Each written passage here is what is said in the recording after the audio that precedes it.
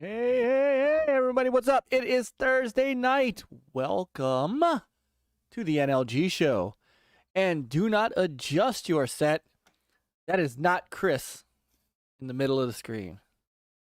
So, it is Brothers.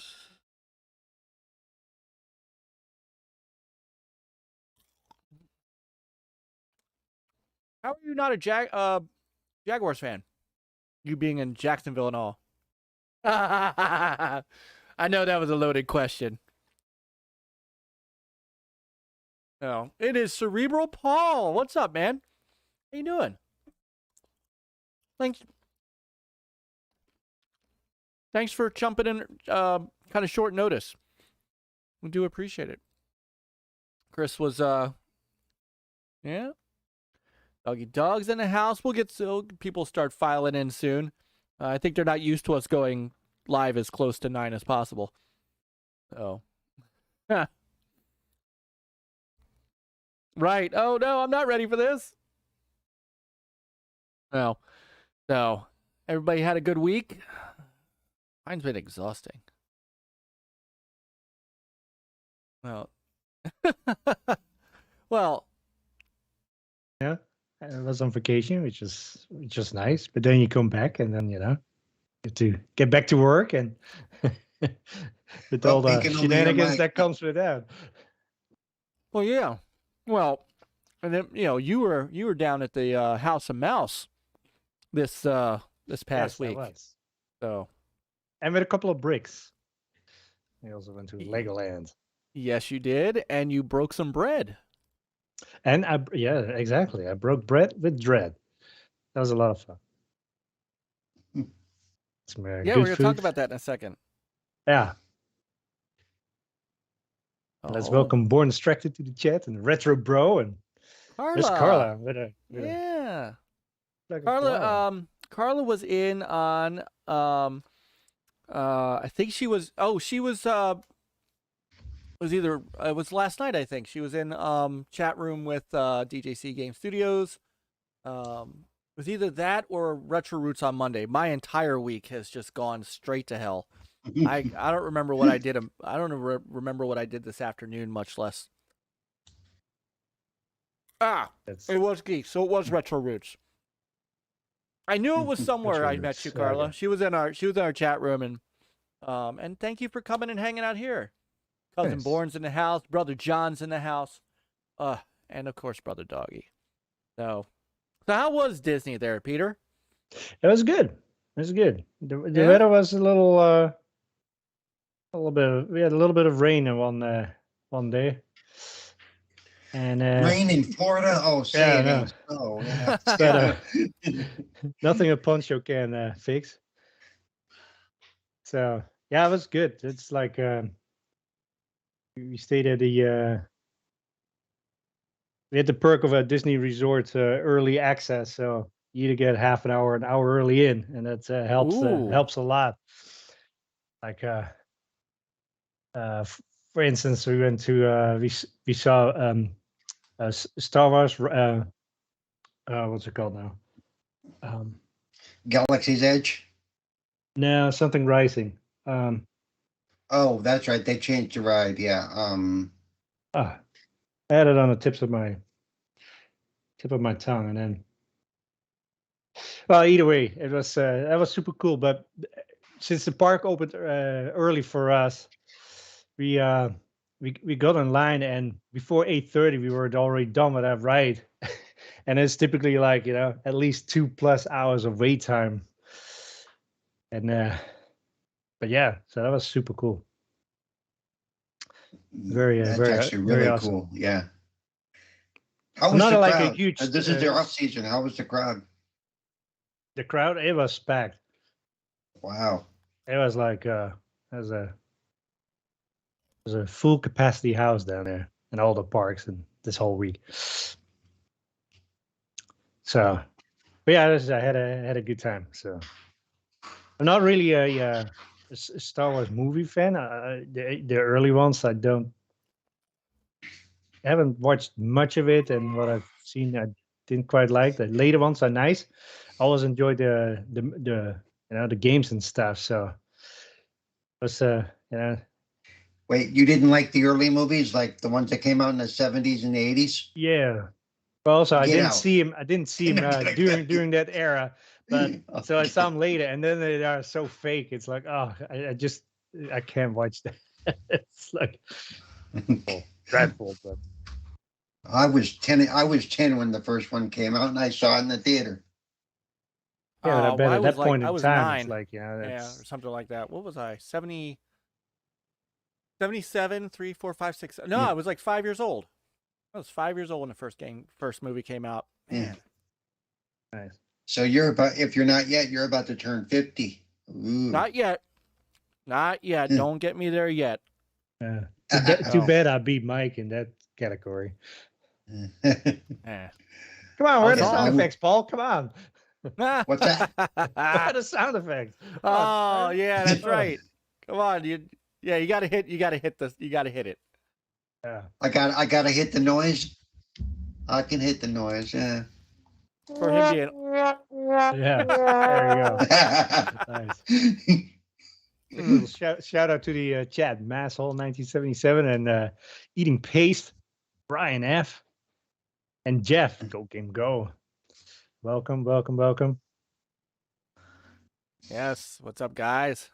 So, yeah, 50th anniversary, probably super packed. Yes, it was. yeah, true. We were gonna go at the end of the month, but just my mother's getting surgery on Tuesday, and recovery time. We didn't want to leave her by herself, so we're gonna do it at some point in our lives, before the kids get too old to enjoy it. So, but and now you're back, and now I'm back. Yep. And what you been playing this week since? Well, I had to catch up on some Halo stuff. I was able to do a little bit of xCloud, but not too much. It was a little shaky down there, and so I had to do my Forza-thon, and didn't get to play Halo. I tried, but it's like, oh, you turn your stick, and then all of a sudden, like, whoop, you're pointing 180 degrees. It's like, okay, great, it's going well.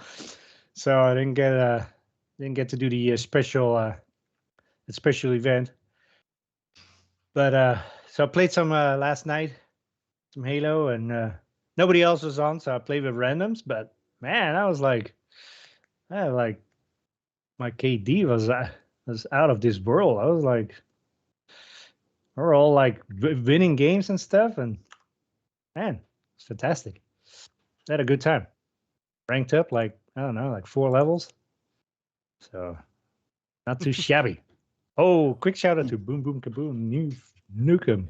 His noofness On Gaming Beyond the Box. Yeah, Wilmy's in the house, and Wilmy's in the house. look at this. He is guilting us. You see this? I'm Yeah, guessing I get to I come back see to that, the guest yeah. in 2024. Pencil it in now. So I actually, so I just got back on Twitter. I decided that it was hard. You missed the console warring, so you jump in right with both feet. That is funny. No, well, you know what's funny is that I see it now again, and I'm like, oh, did I make a mistake? But I mean, the honest truth is that I started interacting with people on the official NLG Twitter, and it's very hard to do that and keep the spirit of that account what it was, which was supposed to be news and links to things and stuff like that. So as much as I didn't really necessarily want to do it, I kind of felt like I had to get back to doing doing a personal Twitter account. And so I did. And so Josh, you probably saw that I didn't change Twitter handles. I used to have an old Twitter, and I'm not going to say what it is because Twitter's going to listen and then they're going to ban it. Because that's what they do. And I gave it up when they banned me for no frickin' reason. And I don't know, I just decided to make a new one yesterday. So I did, and I've been adding a whole bunch of people back. And I'm going to actually unfollow them on that Twitter feed. So please, folks, do not take that personally. It's just, I just typically keep the official ones there. I'm going to cry myself to sleep personally. It could just be me though, Well, yeah, I think it's just going to be you. So, but look, I invited you on the show tonight to soften the blow. There you go. And yes, Wilmy can now send me his special memes, and he already has been. That was the other thing too, is Wilmy puts up some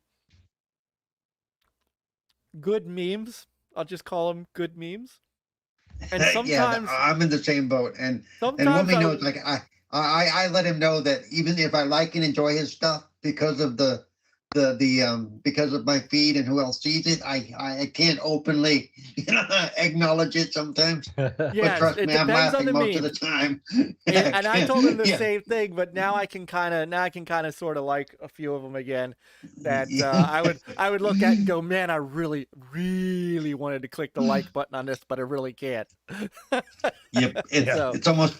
I want to reshare this so bad, but Right. So I know he said that's the beauty of not caring. I know, but I have a wholesome image to uphold, Wilby. But I do. I mean, I love. There's sometimes, man, I look for him to brighten up my day. I will tell him that. So, but yeah. So if you see NLG Mullis following you, please follow back. That is me. I'm gonna. I still think you should have gone with Myke Mullet. No, Mullet, yeah. Between, does anybody have a new joke for me for this? Because nope. Okay. All right. Oh my goodness. So, Peter, how was hanging out and meeting Dread? That was awesome. I mean, he is what you see is what you get. I mean, he's a very genuine guy, and we had a good time, good food. I know, I heard. It's actually bread, so it was good. Too bad we had some technical difficulties with the live feed and the actual camera part. So maybe we're able to maybe Dread is able to restore like a part of it. Don't know, but the audio is up on his Anchor FM. So yeah, it was good stuff. Well, and he did say he was going to try to maybe do some pictures and stuff in his place. Right. Yeah. So, and you got to. Did you see what Wilmy put? Found out the beard was fake. Can you imagine that? Oh my god. You should see his hair too. It's like super long too. It's like. Oh yeah. You don't realize it. It's all you see is that beard all the time, but. Yeah. He's got. Dread's beard reminds me of Pete Moss. Pete Moss. Oh my goodness. Oh. Oh man. I mean, and you also got to meet his daughter, Tiny Giant. Yes, Tiny Giant. Yes. So, which is funny because at first glance I'm like, oh, Peter took his daughter to meet Dread, and I'm like, oh no, that's Dread's daughter. Yeah. I kind of wish I knew, because then maybe I would have taken my daughter, but who knows? The wife probably would not have liked it. Oh, and plus they get girl time, right? Wait, you want to take your young daughter to meet your internet friend? Yeah, that just sounds. Yeah, no. Yeah, somebody has to be a witness if I get murdered, right? So my wife said, like, let me take a picture of you so I know what you're wearing. Okay. I mean, Myke survived, and for Pete's sake, Cyrus survived. Well, it wasn't for a lack of trying with Cyrus. Yeah. So no, they always say you have to run faster than if a bear's chasing you, all you have to do is run faster than the slowest guy, right? That's it. That's right. So that's it. You don't have to be fast. Which is usually me, you bunch of freaks, but that's okay. I keep telling you to put some nitrous in that thing. Who says he doesn't? I mean, look at him. He's like smirking, like, I don't know. Might not walk fast, but I got that Paul, the Paul and the Furious. That is the Paul mobile. That's right. No. I saw earlier in the chat, they said, hello, Myke, Paul, and Peter. We need to change your name to Mary. Then it'll be Peter, Paul, and Mary, and we could, breaking the little puff to Magic Dragon. Breaking the little puff to Magic Dragon, maybe, Yeah. Oh, hey. Look who's in the chat. Sister Lupa is in the house. Brother Jeff. Hey, Lupa. And Jeff Rule. Yeah. So, that would actually work because,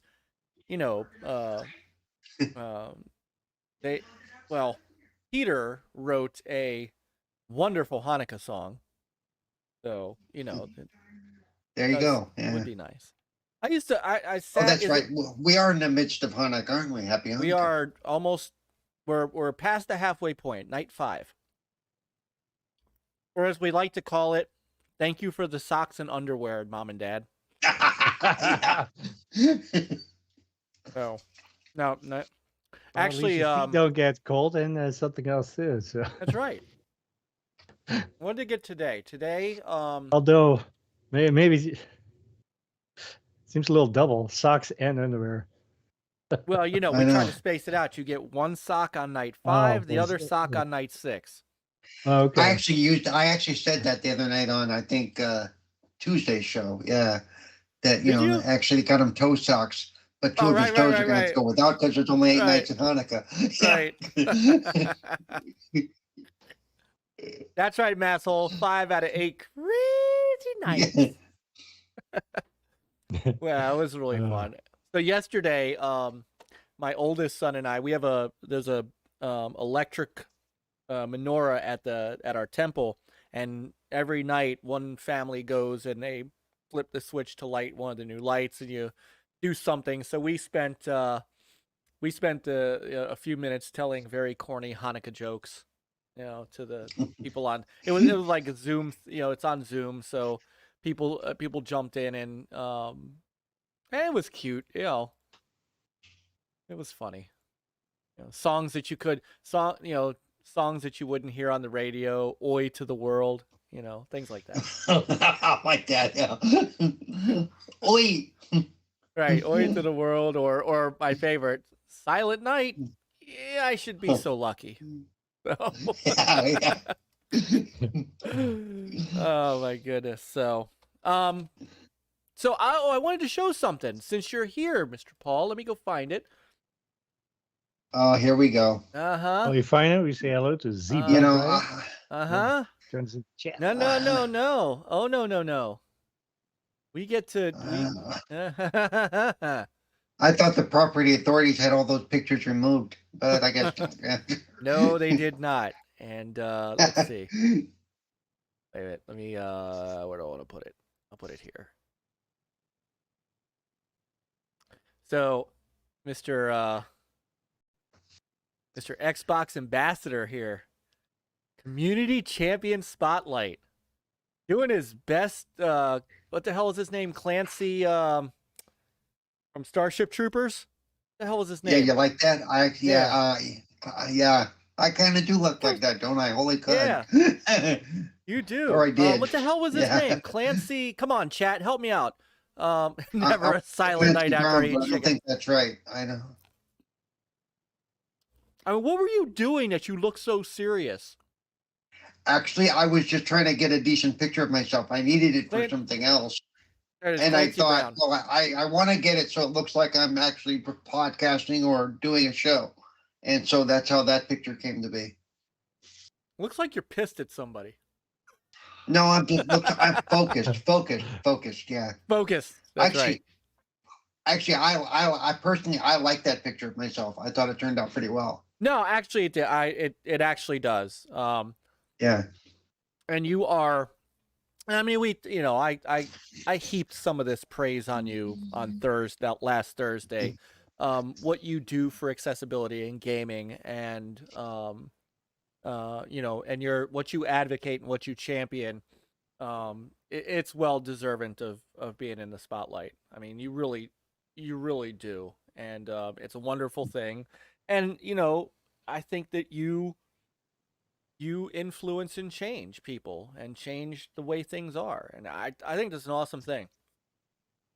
So, yeah, like I said, I try to talk about it without feeling like I'm sounding like I'm like tooting my own horn, as it were. But I think it needed to be done. It needed to be, at the time I really started stepping into it, I wasn't hearing it anywhere else. No, I wasn't either. Yeah, and being an ambassador and having the chance to all of a sudden because through the ambassador program, I've been able to do not only the interviews through the Microsoft site, like I was on one of the Microsoft spotlights for the, not the 20th anniversary, but the previous one the month before for the accessibilities awareness thing, the focus they did that month. But I've had an article in Forbes magazine around that. I've had an article in the Hollywood Reporter around that. Just last week, as a matter of fact, it's up on my page. My first post, if you look at my pinned post, I had an article I was part of an article for National Geographic about the use of VR as a handicapped person to basically allow you to experience the outside without going outside. That is freaking slick. National Geographic. Yeah, and the ambassador, the people, the community manager at the ambassador who I talk to most of the time, he's always like, he plays down the ambassador's role in that. I said, but if it wasn't for that, I wouldn't have these opportunities to do what I do. So that kind of kickstarted the whole thing. So this might be a good time to ask you about that, because I've always seen the ambassadors program, but what is the Xbox Ambassador program? The whole idea with the ambassador program is just to bring positivity into gaming, to lessen the toxicity, to promote gaming is for everyone, to promote we all belong outside of the accessibility thing, just everybody. So, if you're, to try to play down, like if you're in a party and things are getting toxic and stuff, that we would hope that they might feel comfortable going, hey, can we not do that? That's not cool, because you're making this person not want to play. Now, there is no, when you're an ambassador, you have to do A, B, C, D. You can either be as little or as involved as you want. Not everybody who jumps in, I've had some people say, well, I can't do what you do. Well, you're not expected to. Do what you're comfortable with. When I started in 2019, I want to say. 2019. My focus was first, I started mostly in the forums, I wasn't a mod, but I could answer questions and kind of direct traffic. because that's what I'm good at. That's where my background is. Then I got involved with the Discord, and then I got it, and then I was asked to a year ago. I was asked to become a community champion, which was a new role. And we're no different than the rest of the ambassadors. We just basically that we're the ones that you can come to if you're an ambassador and you have more questions or whatever. There's nothing extra special about us basically. Like we don't have, some people think, well, ambassadors have, they have more knowledge than any other user. We really don't, Yes, I have sat in on calls where Phil Spencer has been involved, but it's not like he goes, "Hey, Paul, how you doing?" When we get on the phone, Now, and I can't say now, honestly, he does know who I am by name, but not because I know him or anything, but it's because of the stuff I do, because he's one of those guys. He's involved in everything. You know that. If you send him a message on Twitter and it's a question, he'll answer. If you send any of those guys a message, they're probably going to answer. They're that involved with the social side. But yeah, so if you want to be an ambassador or anything like that, do as little or as much. And it could just be by like I said, if you're in a party and somebody's getting out of hand, say, hey, please don't do that. Or if you can sense that somebody like me or you're playing somebody and they're having trouble, offer to help. And you don't even have to tell anybody you're an ambassador. It's not, you can if you want. There's a lot of people that are in the ambassador program that I didn't know it. I think Noof said he's in the program. I thought but that he Noof never was in the program. Talks about it. No, he doesn't. Yeah. But I thought that he was. Yeah, he might be. I think he. I there's signed a up lot of like people many moons ago, but yeah, once in a while I get an email, but I'm not really right. You're actively involved. And they don't roll people out. Yeah. So like I said, it's be as involved or in as little or as much as you want. What's cool is when they were doing live events up and before COVID, if you went to like PAX West or PAX South, or they did the one they did in London, whatever it's called, whatever 19. Oh, he says he's not an ambassador. Oh, he's not. Okay, sorry. No, then I was misremembering. But they would have get-togethers for the ambassadors. So they would have meetups, usually maybe at the event, but sometimes like when it was there, they would meet up at the Microsoft store. So it's just a greater way to get to know more people.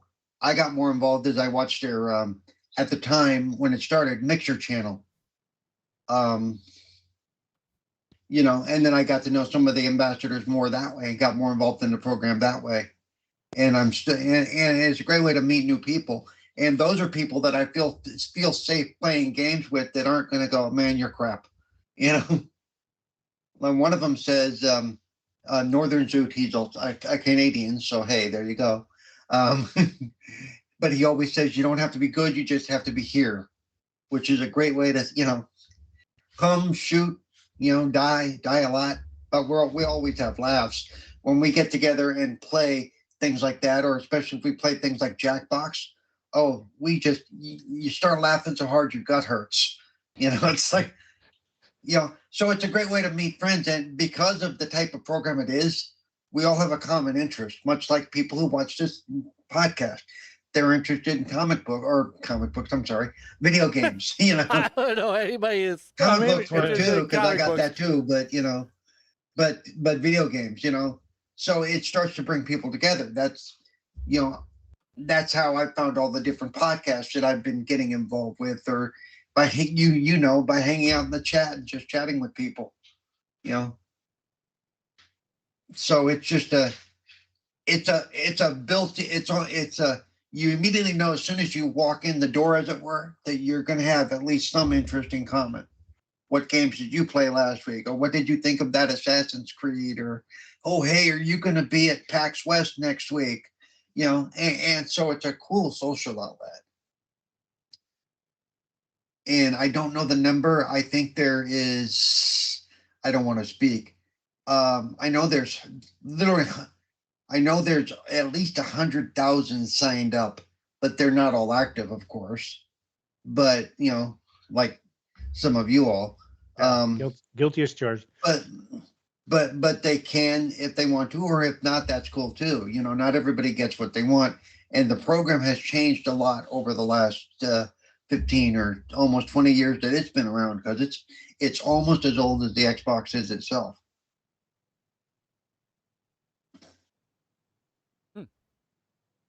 Noof I now think there wants was a to know question how you from become- Noof. It's like, how do you sign up, or how do you become an ambassador? I can actually get you the link. Hang on a second. But there, if you do a search for Xbox ambassadors, it'll probably drop you on the sign up page. I actually got an email sent to me and asked if I was interested. But yeah, if you do a search for Xbox ambassadors, I think it automatically drops you on the page. Would you like to become an Xbox ambassador? Type of thing. Nice. Yeah, and see, Noof says this community is closer to me to most of my family. I gotta say, I mean, I consider a lot of the people in this community my extended family. And speaking of which, family, brother Nick. Brother What's Nick up, is in the Geeks? house. Yep. You know. Need to play some Halo with him. Yes, indeed. Perhaps over this weekend, I am gonna take the oldest to go see Ghostbusters this weekend on Saturday night. But when I get back, might do that tomorrow night after services. Could do some Halo. I did beat Cameo finally, so I'm freed up. And I played Battlefield 2042 for a little bit before the show, and well, I'm done. So I don't even worry about that.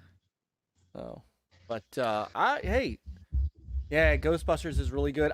I'm looking forward to it. I keep hearing good things.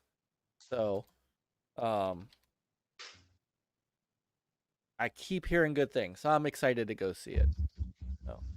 Yeah, me too. I want to see it, but I will probably wait till it comes to a streaming service. Yeah, I typically don't go to the movies, but my oldest has been kind of bonding with me a little lately. So I'm trying to take advantage of that. I don't know what. Oh yeah. I don't know why. I don't know what he's up to. But but I'll take it. That's gonna be one of those. Oh, nice. What do you want? No, seriously. What do you want? No. right. So, yeah, he's been a lot. He's been doing a lot with like we started watching Squid Game together. So I love Squid Game. Actually, I thought it was awesome. Yeah, it's it's there. It's there. Yeah, it's there. We're on episode 4. The where they had to etch out the cookies. So we watched that one. So we're waiting. That would be nerve-wracking with my hands. I know that would be nerve-wracking. Dude, the first game was nerve-wracking. Red light, green light. You may never play that again, huh? No. You may never... No. There was a movie. There was a movie that was out a long time ago that this was there was and I can't remember what it was. It was a Japanese movie. Like As the God's Will or something like that. It was kind of like this, where there were these school kids, and it was almost like Saw, except with these cutie kind of things. And so this show reminded me of it, except it's Korean instead of Japanese. Right. And we decided that we were going to watch it. We're watching it in Korean with subtitles, because we turned on the dubbing, and I don't know who was translating the dubbing, but they suck. So we went back to Korean with subtitles. Yeah. So, so yeah. What do you mean the Running Man did this better? No, it didn't. This is not anything like the Running Man. This is not like the Running Man.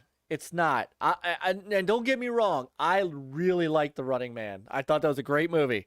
I really did. Thought it was a great movie. But this is not The Running Man. This is something. Hey, quick shout out to Back from the Dead. He said, "Hey everyone, Myke, you finally get to be young guy on the panel with Cerebral Paul." Well, now you know why Myke keeps me on the show. He doesn't let me go for 6+ years because he doesn't want to be the oldest.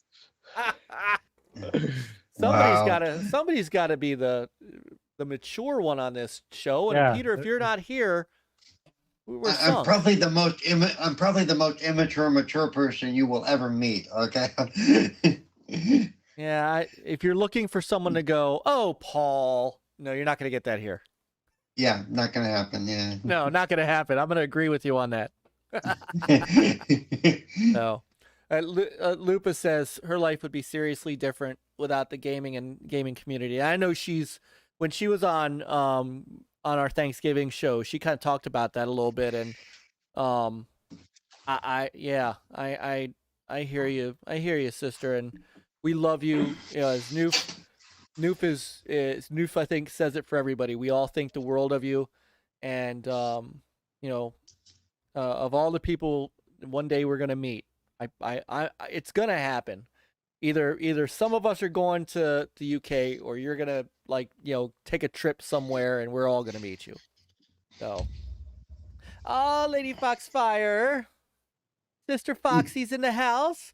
Speaking of family, our sister Foxy, how you doing? And brother Nick, what's up, Nicholas Dobry? I just saw him a couple weeks ago. We were hanging out with him and the Generational Gamer, because he lives close by. Oh, nice. And just shooting a breeze and having a good time. He was showing me, dude, I got to see the Teenage Mutant Ninja Turtles, Turtles in Time arcade 1-up. That thing is nice. Really nice. So, he also has a very, very impressive retro console collection. Far, far better than what I have. So, very good. Yeah.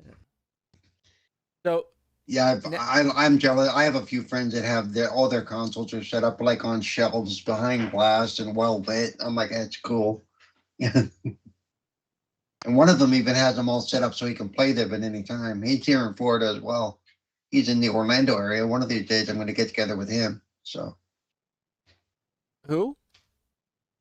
Oh, he's just a friend of mine. He's not anybody that's around here.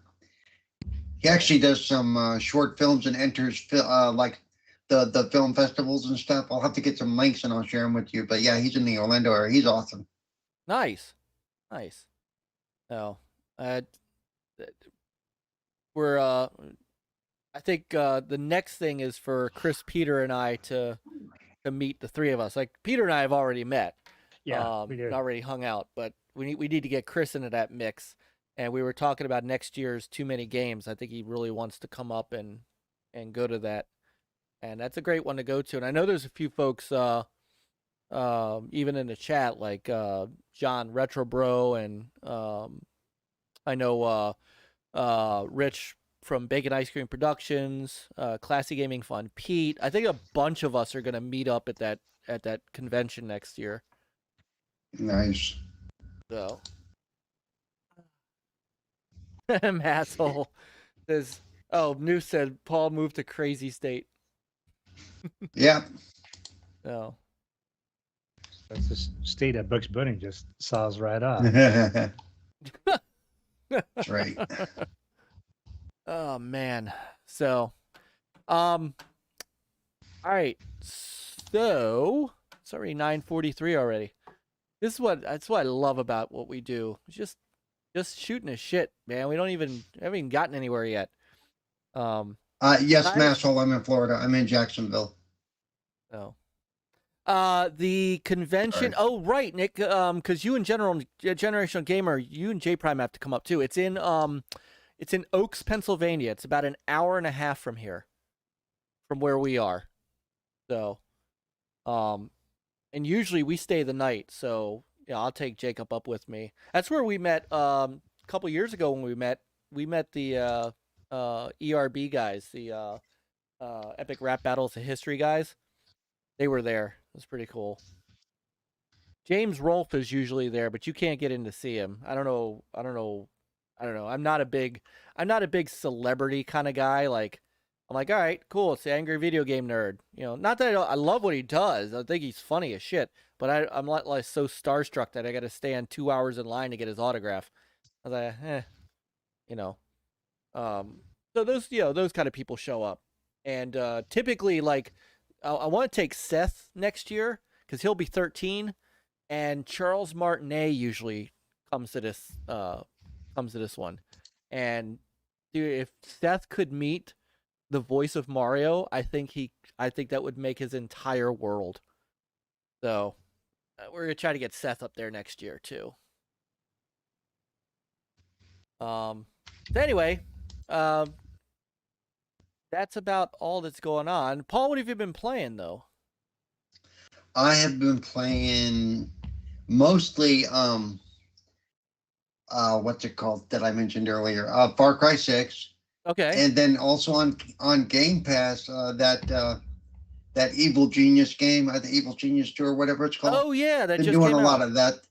Just dropped like yesterday or day before yesterday. Been doing a lot of that. That's a fun game. Those are my two main things that basically I've been doing lately. And enjoying them both. Lots of fun. And my only drawback with Far Cry 6 is the driving is awful. I hate the vehicle and horse control because it makes no sense to me that if you pop the trigger, it just goes, and then to slow down or whatever, I have to remember to hit the other trigger, and then you hit it too much and it starts backing up. It's like, okay, I'm done. I just walk everywhere now. I hate the movement of that horse. It's like, I don't know, kind of like very, I don't know. Yeah. Never had a problem in like Valhalla or anything, it's this one is like, I don't like riding. Every time I go into an area, first thing I do is I take out the anti-aircraft so I can do airdrop in if I have to. Exactly. I drive nowhere now. Even with a chopper with rockets, you can fly like very low to the ground. Yeah. You won't get detected. So then you fly to the. My friends are telling me there's actually a way to get it to auto drive you to the locations, but I still haven't found that because I never see it on the menu pop-ups. So I'm gonna have to look for that. I think it's I think by default it might be a right stick click or something. But what I've noticed is so it starts following the road, and then all of a sudden, like, bam, you're like, yeah, where are we going? You drove like. You drive into a ditch and it's like, what happened? Yeah. So you still have to correct it, and it's like, what's the point? Yep. Still haven't played it yet. Really? You might like it. I like it. It's actually a very well done game. Yeah. I don't know. I just finished Cameo, and I had to play it because it had, hey Harrison, I had to play with the FPS boost. I had to see what that game looked like in 60 FPS. And a game like that is a whole different game. Like even if you played it on the Xbox 360, which I did at launch, turns out I never beat it. I thought that I did, but it's a whole new game when you play it with the FPS boost. It is so much. It's so much nicer. So much nicer. So I'm looking for my next one to start streaming, but at the same time, I started playing Yakuza 0, and I think I like it. As much as I like the Yakuza stories, to me, there's way too much sit and watch the video thing. I keep telling people, if I can, I start the story part and my controller actually goes off because I've been sitting idle that long. Okay, that's too long to be sitting there watching a movie. Come on. No, but some people love those games. They're just too slow for me. It's like I can't do that. And that's what I'm. It's like I like it. I don't love it.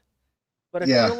feel like it's I like the story, and I like the characters, and it's also linear, and I can deal in linear. Like I these open world games are really tough for me these days from a time standpoint. So this is very much, I liken it to Shenmue. It's point A to point B. You don't you don't drive around the city. You just go where you need to go and do what you need to do, and I kind of like that. But the next game that I think that I want to start streaming that got that FPS boost is Jedi Knight 2 Jedi Outcast. Oh, nice. Because I have to check that out. I played that on the PC a long time ago, and I never liked it on the OG Xbox because it was really clunky, and I had a really good PC at the time, so it ran high res at 60 FPS, and I was really happy with it. If it looks like my old PC used to look, or better, because it upscales to 4K, it's another game that's going to be like a brand new game for me. And it's on Game Pass, isn't it? Isn't that one of the ones that dropped on Game Pass? It is, but I also own it, so even if it's not, I think the other didn't Jedi Starfighter or one of the Starfighters got a boost too. That's another one I can't wait to see. Yeah. Yep. I have a game in the other room. I don't know if it has a boost, but I haven't played it for a while. I got the Bulletstorm remastered, and I love Bulletstorm. So I got to stick it in my Series X here and see what happens. Yeah, hang on. Let me see. Did you ever play Bulletstorm? Bulletstorm was awesome. I did not. Wasn't that was that Blazinski's game? I don't know that kind of stuff. All I know is it was one of the games was you find all these different strange ways to like kill people, and you get bonus points for creativity.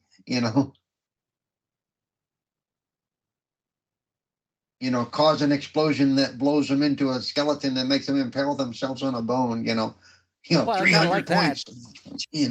Oh, I kind of like that. All right, let's see. Yeah. The list was.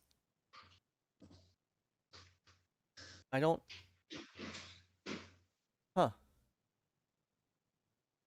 see them. I swear I thought it got an update. It did not. You know what? How did Titanfall 2 get one? Titanfall 2 was already 60 FPS. Oh, that's xCloud. Hold on. That's Xbox Cloud Gaming. Hold on. Yeah, that's a different list. Yeah, that's a whole different list. Good grief. This is why I shouldn't run a podcast. I suck. All right, Alan Wake, Assassin's Creed. Here we go. Star Wars: The Clone Wars. Yeah. I thought there was another one. I thought either Jedi Starfighter or regular Starfighter. Damn. Clone Wars wasn't that great a game. No, it wasn't. I am gonna buy Sonic Generations though, because I wanted to play that on the 360 and it ran horribly, but I've seen some videos on that and now I want it because I'm a Sonic guy. And I might go back and play Fallout, either Fallout 3 or Fallout New Vegas, because those got an upgrade too. Oh, Fallout New Vegas would be awesome. I don't think I ever played New Vegas. I think I quit after Fallout 3. That might be a good one to do. You gotta play New Vegas.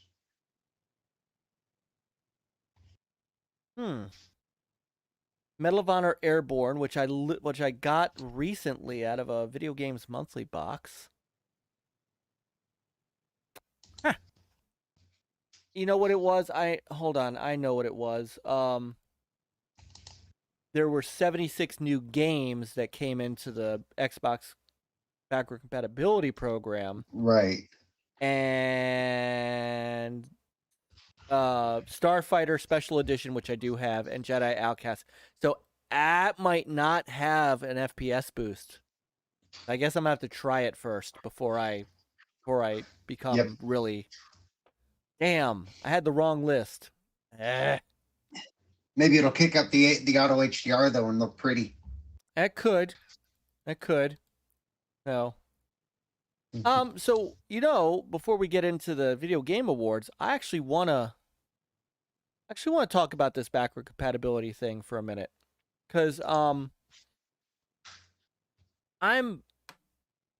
happy that they brought all these games to the to the program, and I think for Phil to push game preservation, which is a great thing.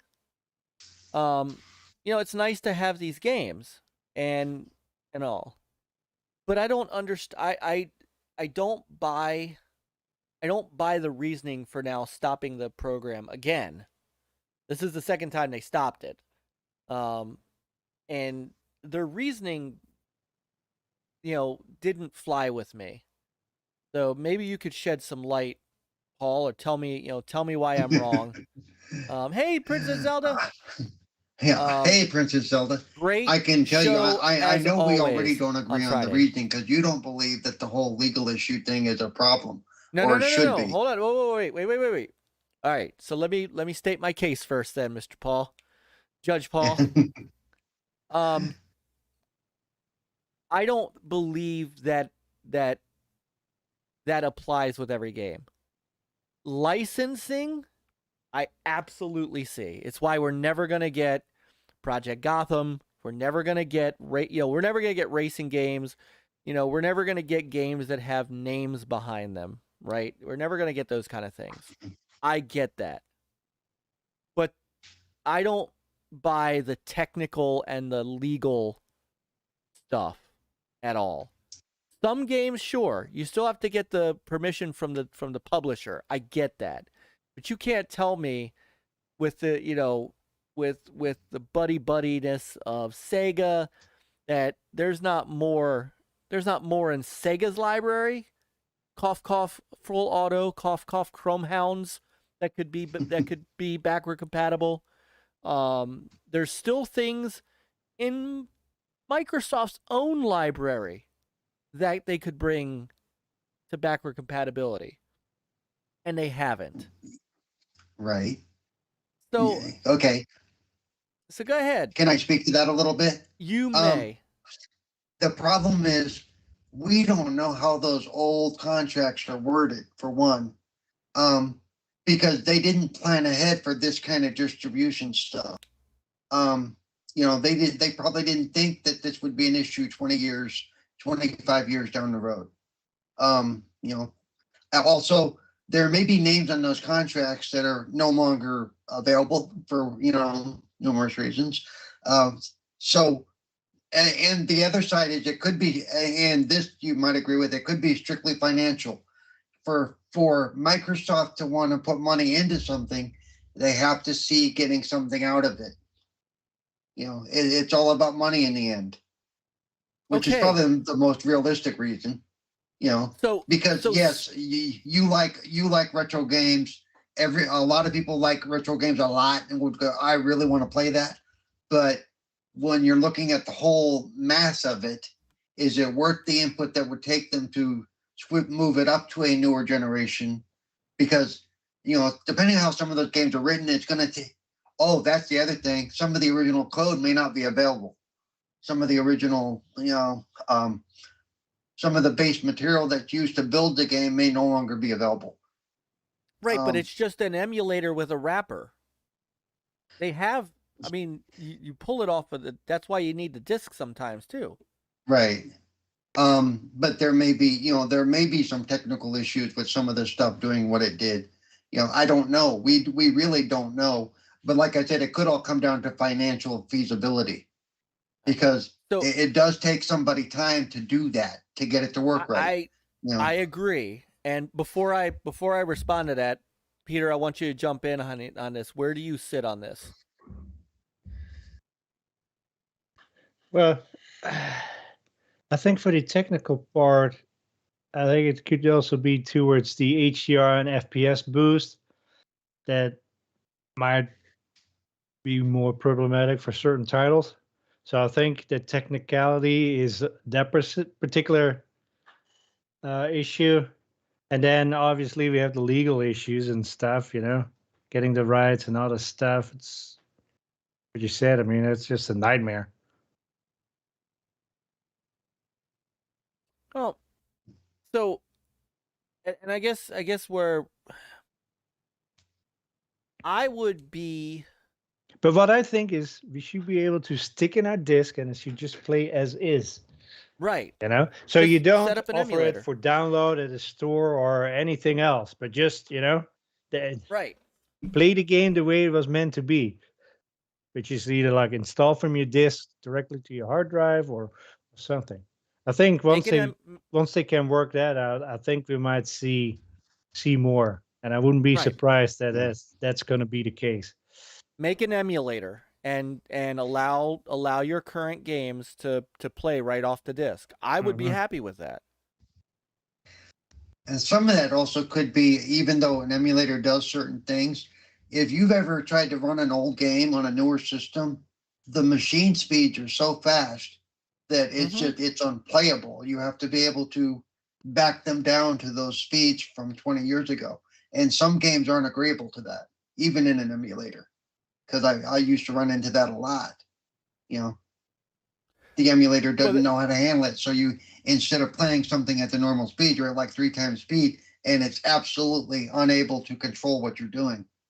They should get Libretro to work with them on that, because that's what I use. I use RetroArch, and I play my old Sega games and stuff on my Xbox One, a much more powerful system than the Sega CD and the Saturn was, but and they don't have issues. I would accept the monetary thing, right? Because that makes the most sense. Hey, it's not profitable for us to spend any more time on this.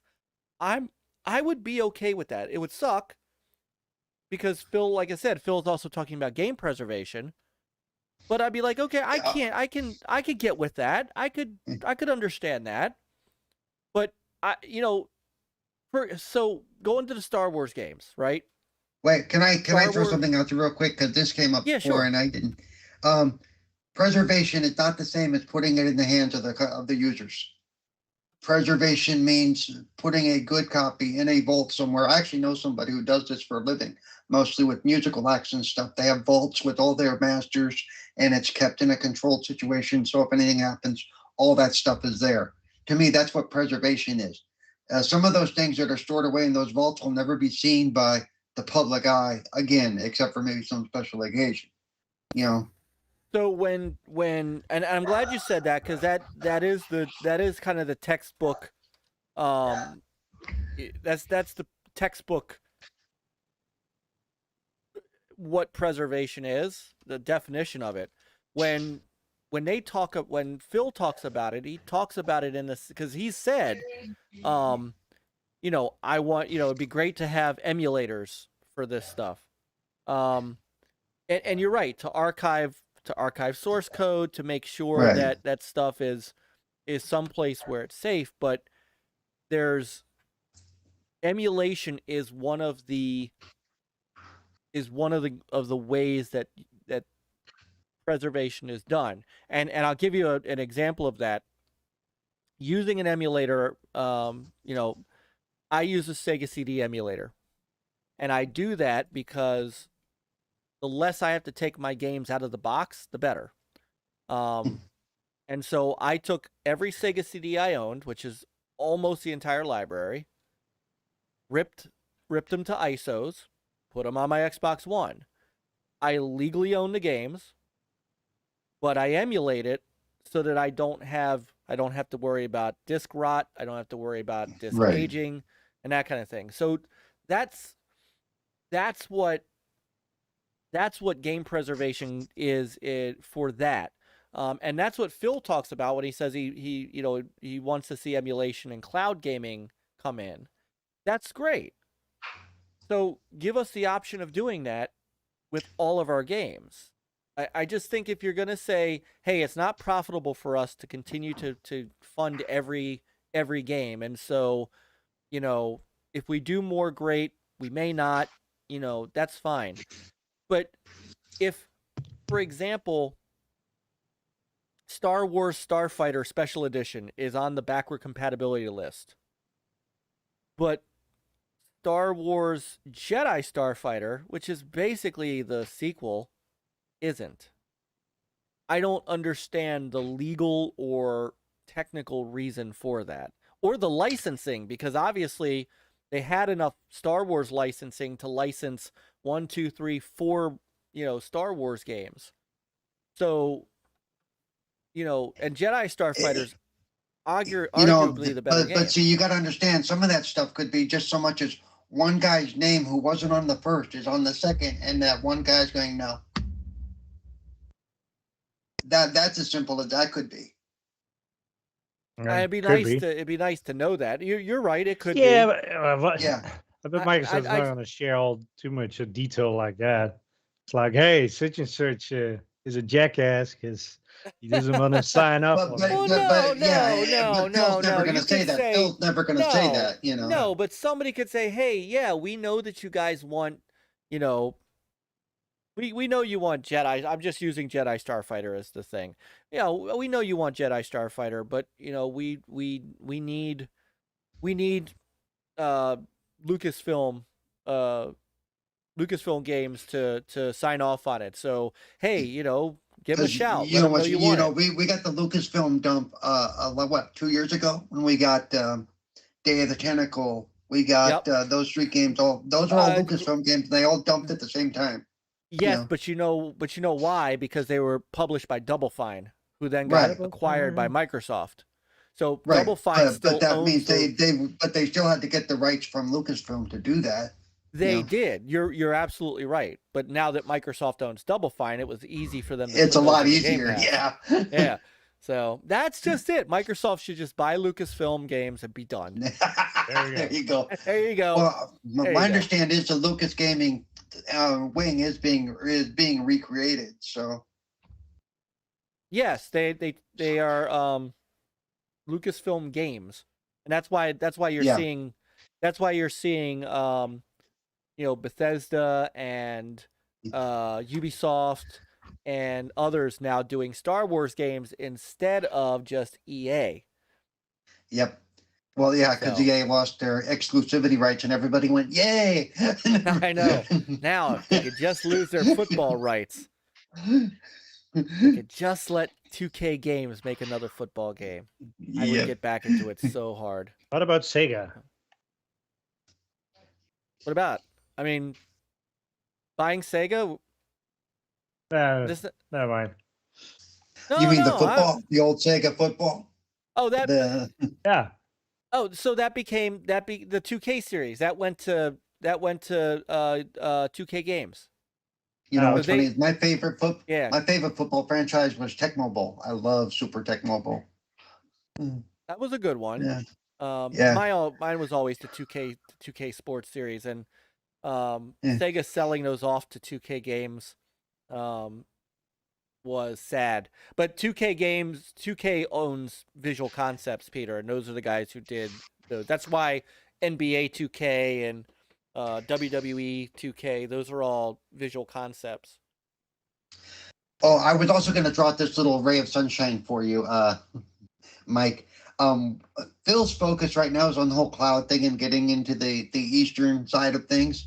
I think once that's done, maybe they will re-up the whole backwards compatibility emulator thing. Because right now, I really do think it's all hands on deck for the cloud thing. Didn't they have the one 50 cents game that you can't? What was the thing? You can't. Blood in the sand. There was something with that. Like you can't. You can't reload from the store. No. You can buy it or something. So it's only if you have it you can play it. So that might be I'm not sure. I'm not a 50-cent fan. But anybody's a 50-cent fan in the chat, let us know. Right, but that might be a precursor of what I said earlier. That I think eventually, we'll be able to stick our disc in there and we'll install from the disk and play that instead of downloading it from a store. Yeah. And being I would. So it's really, I if think you that have the would game, then you can play it. If you don't have the game already, or SOL. Yeah, I think that would be perfect, and that would be awesome. And I don't even need them to be boosted or 4K. You know, just let me play the game. It's why I still own an OG Xbox. It's why I still own a 360, because that's how I get to play those games. I will say some of those games without the upgrades, especially for the graphics, look like absolute crap and are really hard to focus on. I've run into some that I just can't play because I can't look at them without my eyes going cross. You know, it depends on. So I strongly suggest if you have the older consoles that you get yourself an M Classic. That was on sale too this week. It was. Let me put it this way. I tweeted out a couple of times. It's like, I streamed a game called 13, and it was because Frankie said, hey, they remastered it, and the remaster sucks, so I know you have the original game. Would you stream it and show people? So I streamed it on the OG Xbox, but I ran it through an M Classic, and it looked amazing. People were actually saying, yeah, this looks better than the remaster, because the M Classic does the upscaling and the refinement for you. It's like a hardware graphics accelerator. And I'm with you. I wouldn't play. Let me see if do I have that Saturn video, because if I have that Saturn video, I showed a little bit of it at the beginning of that video, and I might have. I know with me, I think it was one of the old Battlefronts when they dropped it on Game Pass or something, and I grabbed it and I loaded it up, and I was all excited, and I was like, I loaded, and it was like everything looks like crap. All right, this is not the Battlefront you're looking for. Yeah, basically, because it wasn't upscaled at all. So it was trying to do. Anytime you're trying to do the old SD graphics on a high definition screen, it's painful, you know. Yeah. No, and see, I was just about to say, ask Nick Dobry about it, because Nick has one too, and he knows, and Peter's got one. You got a M Classic, and so, I mean, I will swear by that thing. It is legitimately a great thing for retro games, and it works with everything that you could plug an HDMI into on. In fact, I think it takes Xbox One and PS4 at 1080 and will actually upscale to 1440 if you have a 1440 monitor. Nice. Yeah, it's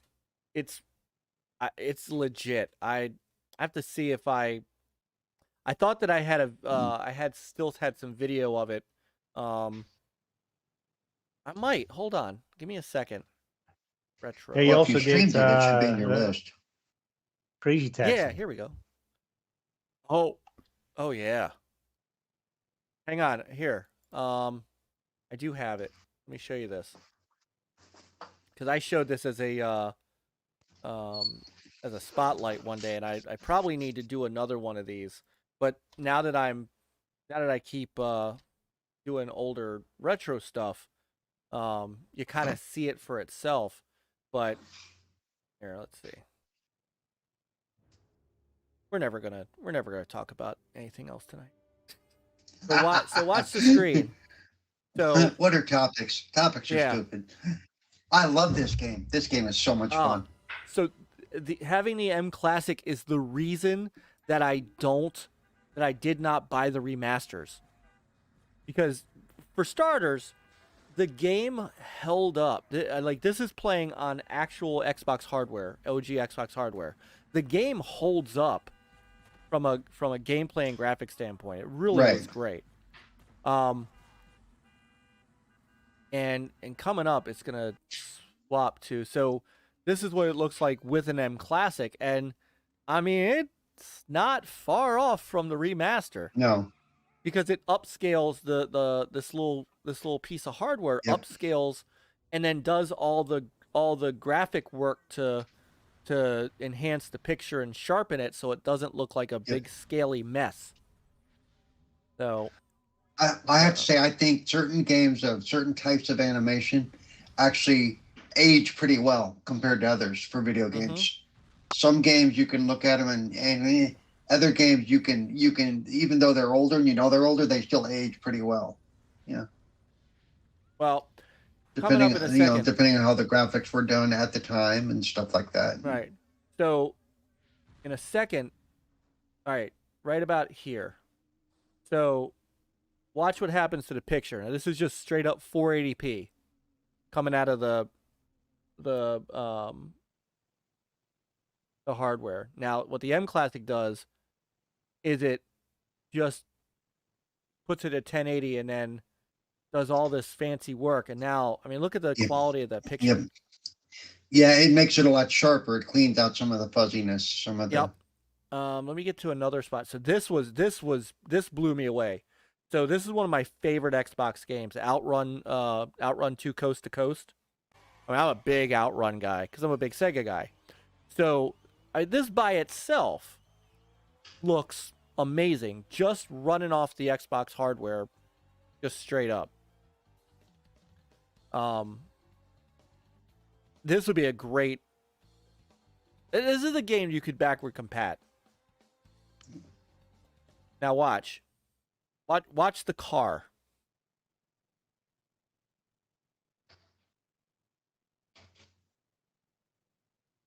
And then watch how smooth and I mean this now looks like an Xbox One game, PS4 game. Right. I mean that's what this thing does. So if you're having that kind of issue with playing retro games, I recommend getting HDMI cables for your consoles and then getting this. And this is what your stuff's gonna look like. Yep. I mean this. Yeah, it's really cool. Yeah. They even have some games like I don't know if you looked at the new like Full Throttle and Day of the Tentacle and what was the other one? Grim Fandango. Grim Fandango. But they actually had a switch where you could switch it back and forth from old graphics to new graphics, so you could actually see what they had done to upgrade the graphics and how different they looked. It was there's a couple of games. There's another game, Secret of Monkey Island did that too. Yeah, it did that. Yeah, which is also another LucasArts game. So every game those games that they brought over from that part of the library, they allowed you to switch back and forth and see the difference, which I always thought was cool. Was like one of the early DVDs I got was for Die Hard. By the way, Die Hard is a Christmas movie, people. I don't want to hear otherwise. But but one of the things they did, and I actually learned a lot from it, is they had a part on the DVD that explained widescreen compared to the when they would cut it down for TV and they would cut off the edges, and they showed you why if it's shot in widescreen it should be shot in widescreen. So that's how. Same thing with the Grim Fandango thing. You could see the before and after and go, okay, now I see what they did. So and I like that because I learned from stuff like that to see the differences and why they do things. Now this is a Sega Saturn game, so now that's Earthworm Jim, correct? Yeah, that's Earthworm Jim 2. So this is a Saturn game. So now we're even going a generation back, and look how great that looks. I mean that's what this. Have you seen the pillow that Flamish wears that makes him look like he's got Earthworm's legs wrapped around his neck? But no, but I need to see that. Yeah. Yes. It's a pink neck pillow, and it looks. Oh my God, that's funny. Let's see. Oh, hey, what's up, brother Lance? And Daddy Jay's in the house. Yes. Lance says, see, Lance is with you. It isn't Christmas until we see Hans Gruber fall off the Nakatomi Tower. That's right. So, all right. So now that it's 10:18, we've gone long enough. We've gone an hour and 15 minutes. It's time for the intros. Oh, wait, no. Hold on. Awards. Yes, the Video Game Awards. So we haven't talked about this yet because, well, we've just been doing other things. But the Game Awards are coming up next week. In fact, I was wrong. I thought it was next Wednesday. It's next Thursday, Peter. So guess what we might be doing? Instead of an NLG Peter show. is still looking forward to that discussion. You can tell. Yeah, I know. So I guess we're going to be doing a live react show instead of an NLG show.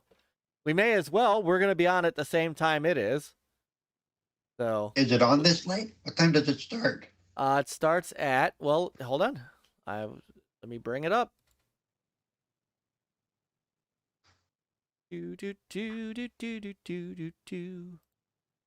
Oh, wrong one. You won't be watching the awards, Jay? Are you presenting that night? Is there something you haven't told us?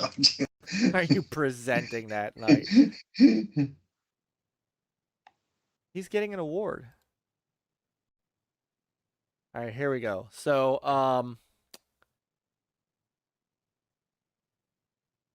December 9th at,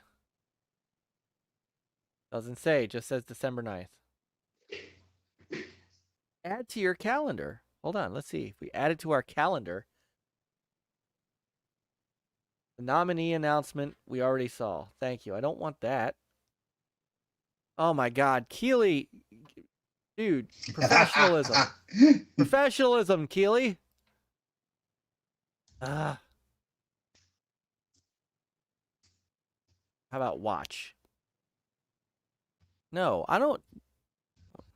Okay, 8:00 p.m. Eastern. Okay, so it'll actually start an hour before your normal show start. Yes. So we may as well live stream it. We did last year, and because I remember we had Peter came in late. We had Chris. We had Fun Speculation. We had Clowns. So. Clowns will be finishing up his show because we ended about that time, give or take. Yep. Damn, professionalism is not part of his personality. Damn, Jay. Oh, tell us what you really think, Jay. I know. So, apparently, he kicked Jay in the nuts at some point in a previous life or something. Right. Okay, so the Keely Awards. Let's get to it.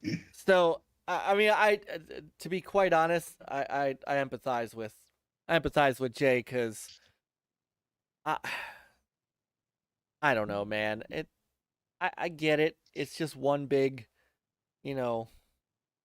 industry happy hour, that kind of thing, where we get to place bets on whether Hideo Kojima is going to come out on a throne held by burly half naked men out to the stage,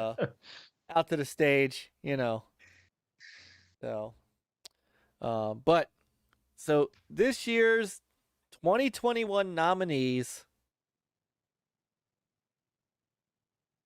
And as usual, there's a row of things we don't care about. Best esports stuff. Yeah, best esport coach. It's like, what the? Yeah, I didn't even know that there were coaches. Like, do they need coaches? What the heck? I guess. Really? Yeah. James. Click faster. Maybe that's been like that needed a coach all along. Right. Dude, but so I have to say, look at all these people, all serious. And here's Kim Jong-un in a nice shirt and tie, jacket. He's all business. Yeah. These guys, I'm voting for him. Actually, I think he looks like a mobster. Maybe he is. Hey, if my team loses, you all die. Okay. Right. So, that's outstanding performance and conduct in 2021. Yeah. So, I don't know. Outstanding in I performance know what and the best conduct. esports event These are the is. 5 guys that weren't ejected from a match. Congratulations. Right. And see, like the Halo championships aren't anywhere in here. Look, the PUBG Mobile Global Championship. The PUBG Mobile Championship is in here. What the I don't heck? even know what the Valorant Champions Tour is. But yeah, stuff like the Halo Apparently, Championship. Valorant's very popular. The only person I know who plays Valorant is Ninja, because that's what he streams 90% of the time. But apparently, it's a very popular game among the esports crowd. I guess. I mean, this stuff, I will never get it. They're best esports athlete. Look, I'm going to say it. I've said it before. I'm going to say it again. Say it, Mike. You're an esports player, and if that's what you're good at, and if this is what you put your life to, hey, more power to you. You're better than I am. You probably make a hell of a lot more money than I do playing these tournaments. 3-bit. I have a lot of respect for 3-bit, man. 3-bit, legit Halo player, tournament player, esports guy. I don't even think to a man that 3-bit would call himself an athlete. What's funny is some schools now you can letter in esports. They actually have esports teams at the schools, and they can letter in esports. Yeah. Jay says esports will be in the Olympics in the next 10 years. I'm telling you. My thing is some of the poses for these pictures, like the guy doing the finger gun and blowing out. It's like, come on, really? Right. I mean, I don't get it. I mean, I'm not bagging on what they do, because look, no. they make a lot of money. Look, the definition of athlete: a person who is proficient in sports and other forms of physical exercise. That is the definition. Then... This is hey, not they could get physical Nintendo exercise. Thumb. You remember Nintendo Thumb? I got mouse elbow. I got Halo elbow. Yeah. I mean, look. That's the official Merriam-Webster definition of athlete: a person who is trained or skilled in exercises, sports, or games requiring physical strength, agility, or stamina. That's not. Well, they probably have a lot of stamina sitting on a chair all day long. Look, play the game while actually running on a treadmill, and then you can call yourself an athlete. But they gotta sit there for hours and drink all that Mountain Dew and not go pee. So that takes work. But again, I want to make sure that I am clear. If this is what you do, I'm cool with it. I'm never gonna watch it, but I don't mind it. It's just, don't call yourself an athlete, and try not to look. You're showmaker, right? Simple. Pens. Dude named himself Simp. Come on. Yeah, that's simp. I don't know if I'd want to be called a simp by anybody. Simp. Simp phony. Let's take a look at the actual, important categories here. So let's go. Let's start with most anticipated game. All right, so we have Elden Ring, we have God of War Ragnarok, Horizon Forbidden West, Breath of the Wild 2. I love how they call it the sequel to The Legend of Zelda. It doesn't even have a name yet. And Starfield. So we've got... Where's Halo? Well, Halo's out This already. is most anticipated. Halo's already released. No Avowed, no, but I will say... So, Fable. no Fable. Now you can only have 5. So, no Metroid Prime 2, right? Or Metroid Prime 4. I think it's Metroid Prime 4. No Metroid Prime. But Elite, look. I mean, I'm okay with this list. If you're gonna pick 5, I'm not at all I have no interest in Elden Ring. I don't know why. Maybe it's because it's from software, and I think it's gonna be another Dark Souls I think it game. looks awesome. I also think it's a roguelike game that I probably will not be able to play. Yeah. I'm definitely anticipating Ragnarok and absolutely anticipating Horizon Forbidden West. Mm-hmm. Don't care about Zelda, and absolutely anticipating Starfield. So, Peter, what about if you were going to say list? absolutely don't care about Starfield, I was going to leave. I was ready to go. I was like, I'm out. The opinions, Paul, we all have them. Yeah, but mine is right, yours is wrong. I've told you that before. I let you think that. So, all right, Peter, what about you? What's on this list that you are I mean, is this list okay for you? Yeah, at least it's all right. I mean, what I said, a few omissions, but I mean, it's a pretty good list. What's there? What would you pick out of all of these as the most anticipated?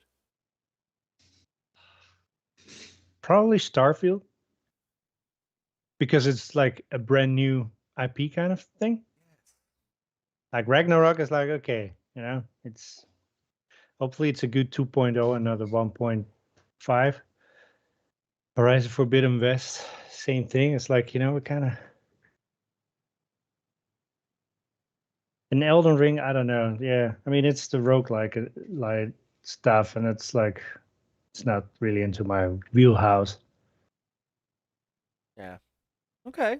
So Starfield, I actually and Starfield has like a lot of mystery around it. I mean, is it each month or each? You get some more information and you create a nice little video and stuff, and it's like, ooh, it's gonna be very, very cool. I agree with that, and I meant to say that as well, that Starfield is probably my pick on this list because, and let me see, I'm gonna try to make this a little bigger for people to see. I know what I'm getting with Ragnarok, and I know what I'm getting with Forbidden West, and I'm gonna be extremely happy with them. Yeah. But yes, Starfield is the wild card because, man, this could be epic. So, I can't wait to see it. All right, yeah. Paul? Me, mostly because even though I have access to a PlayStation 4 here, I haven't even played it since I've been here. So even though a lot of those games, they're probably going to be very cool, I'm probably not going to play them, So it's Starfield for me. And here's the thing I'll say that people go, but we really don't know anything about Starfield. We haven't seen anything about Starfield. I think I trust Bethesda and ZeniMax because it's a single player driven game and they have a great pedigree when it comes to those style of games between Fallout and the other one that you can tell it's getting late. I've been doing this for a while. And Elder Scrolls, Morrowind, Skyrim, all that stuff. So from day one, when I heard about Starfield, that's been my focus is I trust what they're going to do. I cannot wait to see what they're going to do. So that's my most anticipated game. All right. Okay. So we've got 3 votes for Starfield. All right. So next up, best indie debut. Okay. And so they have nominated Artful Escape, Forgotten City. Ooh, so good. Kenya. Oh, so good. So good. Sable and Valheim. So I only know the first one, the Artful Escape. I started playing it. I love that game. That was so good. I need to get back to that. I actually streamed that on my Xbox One X upstairs when I was testing out the cloud game streaming, and it worked really well. So, all right, so we got a vote for Artful Escape from Peter. Paul,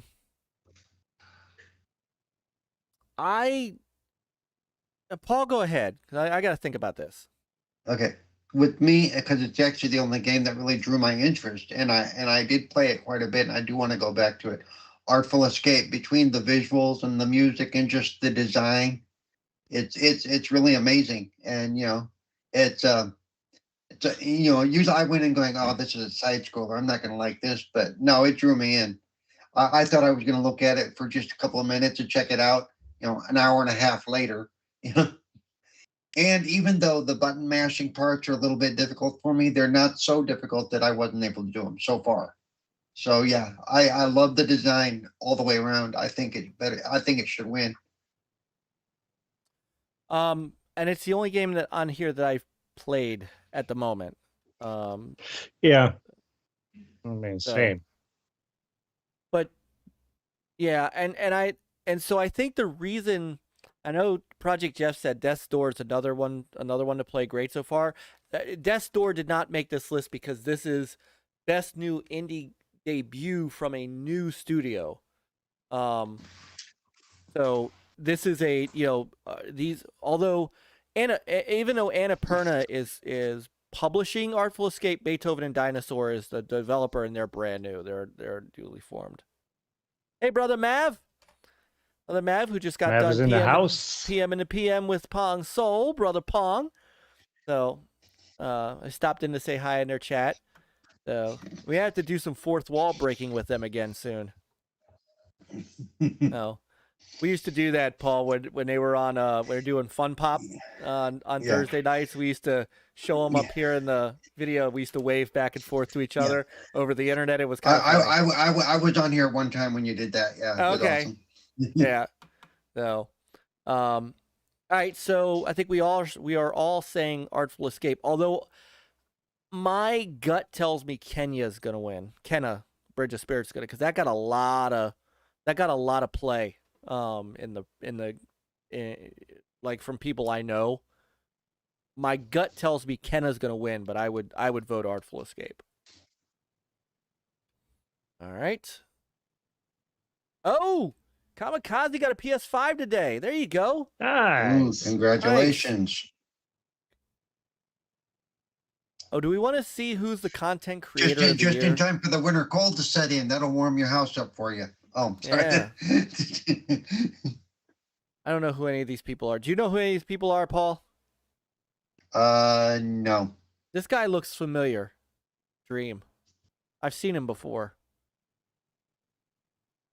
But other people's, what's the category? Content creator of the year. Streamer or content creator who has made an important and positive impact on the community in 2021. I kind of wish when they did these, because a lot of people wouldn't know who they were, that there'd be a little blurb of what they did that drew the attention of the nominating committee. Yeah. Because, I mean, I don't know. I know a lot of people who are, I know a lot of people who are positive. We are, in fact, I've actually, I hadn't said this out loud yet, but I kind of admire Peter at this point, because Peter's done with the negativity in a way that. Oh yeah, I'm done. Yeah, in a way that he's like, he's shuffling people off of his Twitter that he's even known for a long time. I mean, like people who've even been on this show, and I don't like negativity. I don't like whining and all this stuff. Like so there's no time for those kind of people. See, and I'm sorry, I'm looking at this group and I'm like, okay, who's going to vote for the guy who basically for his picture put a picture of his penis up on the, let's vote for Dream, But I've never heard of any of these people. And, you know, there are so many people in this community that that are so positive. Like, I rather than watch these guys, I'd rather watch Retro Rich Haywood. I'd rather watch DJC Game Studios. I'd rather watch. You know, there's this triple guy I know of doing a lot for accessibility. He should be up there. Oh wait, that's me. I'd rather watch my brothers over at GoGameGo, Jeff and Stu. Yeah. I mean, these, you know, why can't, you know, and you know what the real thing is? These guys all probably have, you know, millions of people that watch them, and they make a whole lot of money. You know, why can't, if we're supposed to be spreading positivity and having positive impacts on the community, why can't a show like this highlight some of us small guys, right? Some of us up and comers like Rich Haywood, like Go Game Go, like DJC, like NLG, like folks into GOG. Why can't somebody highlight Lemon? Yep. You know? I think that's what the quote future award is for. The user the one that I've been nominated for, the one where you could nominate anybody you wanted to nominate. I think that's their idea. But you're right. This is probably based on quote popularity. Right. You know? And to Jeff, I know Jeff's making a joke. Oh, and those NLG guys you may have heard about. But I mean, why can't you know, somebody like Jeff Keighley take the time to highlight up and coming content creators of the year, or up and coming content creators? You know, how about instead of those still need to have like a a ton of subscribers. Or like I said, this is really vague. How would you know who to vote for unless you listen to them? There's no blurb what they did that's so special compared to anybody else. You can't click on their names. I mean, you click on their names, it just says sign in, vote to save progress. Yeah. Right. It's like, did they help raise money for for a charity, which is cool, but there's no information, and that's what I don't get. You know. Yeah. See, Kamikaze's got it, as well as Peter. You know, everyone just has to have an opinion, and it's negative, right? You know, I've been around the Amico stuff too long to see that see that nonsense happening too. You know, everybody's got to be there's all this negativity going on over something that shouldn't be, and I walked away from a lot of it. You know, I walked away from channels that, you know, people I've met, because I'm done. There's no money in small viewers. That's why. But and you know what? That speaks highly about what this is all about, Cousin Born. That this is about popularity and you know, Jeff Keighley being the popular kid and not helping rise the tide with all boats. So anyway, I'm sorry. I didn't mean to get on a soapbox with this. Best multiplayer. No. Go ahead, Paul. I was going to say, when I saw the list of topics, I figured you were going to go on a Myke rant at some point.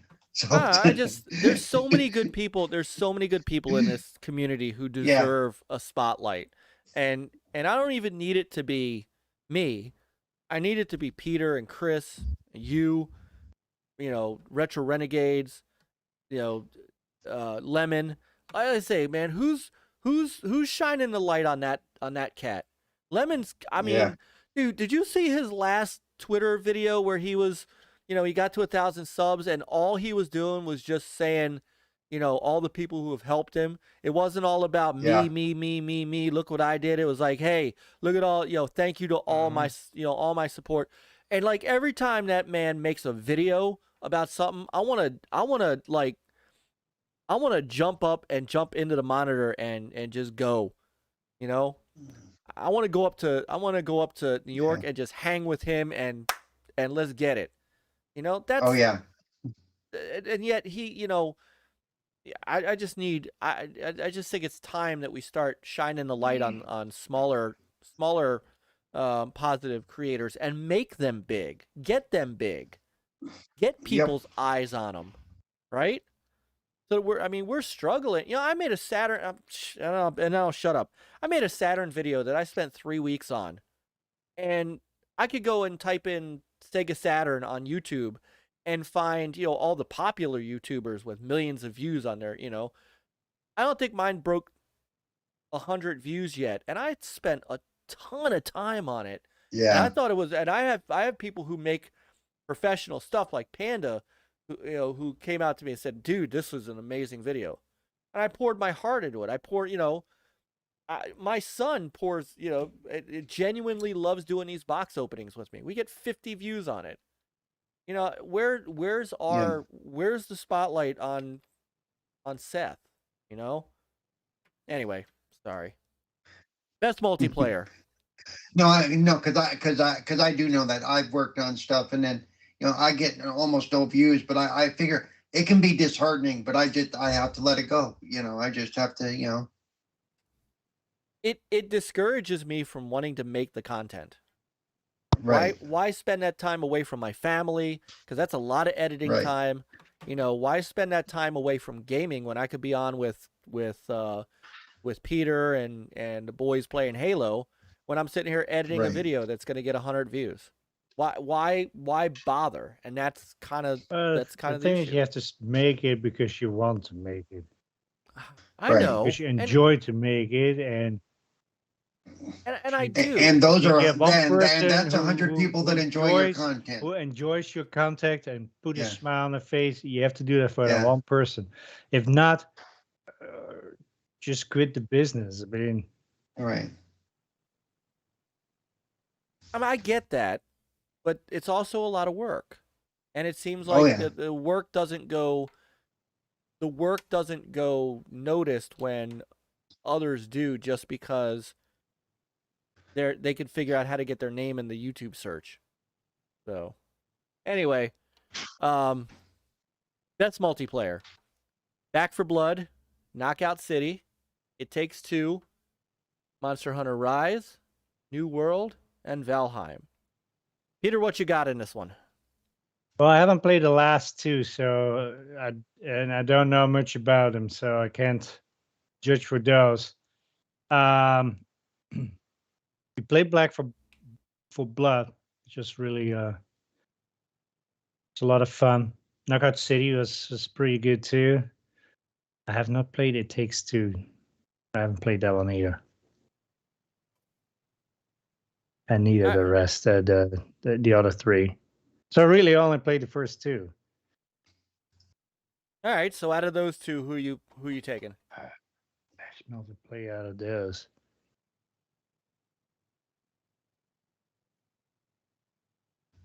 To be honest, I don't know. I mean, it's so different.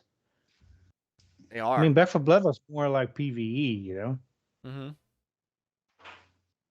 And Knockout City, it's PvP. And you have It Takes Two, it's also PvE.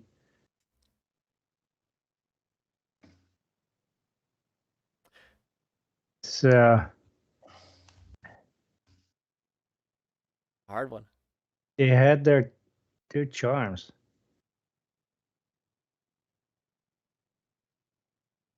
No, I'm gonna say Back 4 Blood. All right.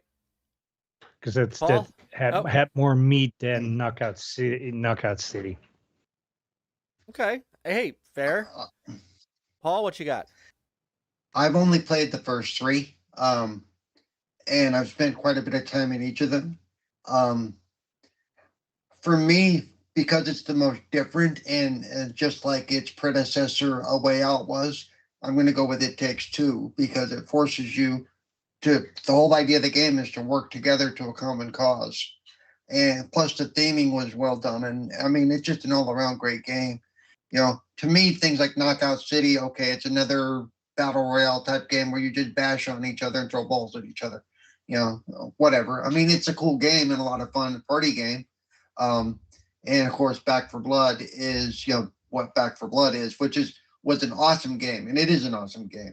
But I think the most enjoyable, really well put together game as far as story and everything, got to go with It Takes Two. All right. And so does Lupa. Lupa says It Takes Two is her vote. And I would like to play it too. My gut says that's gonna win this because of what probably. it does. So, Back 4 Blood is just another PvE game that's got zombies. And, Knockout City, I know Crazy Juan loved Knockout City, and it looks fun.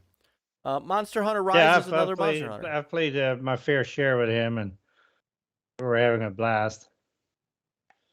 Yeah, and I might still get in on that and try to play it. I don't, a lot of it's just might time. be too late.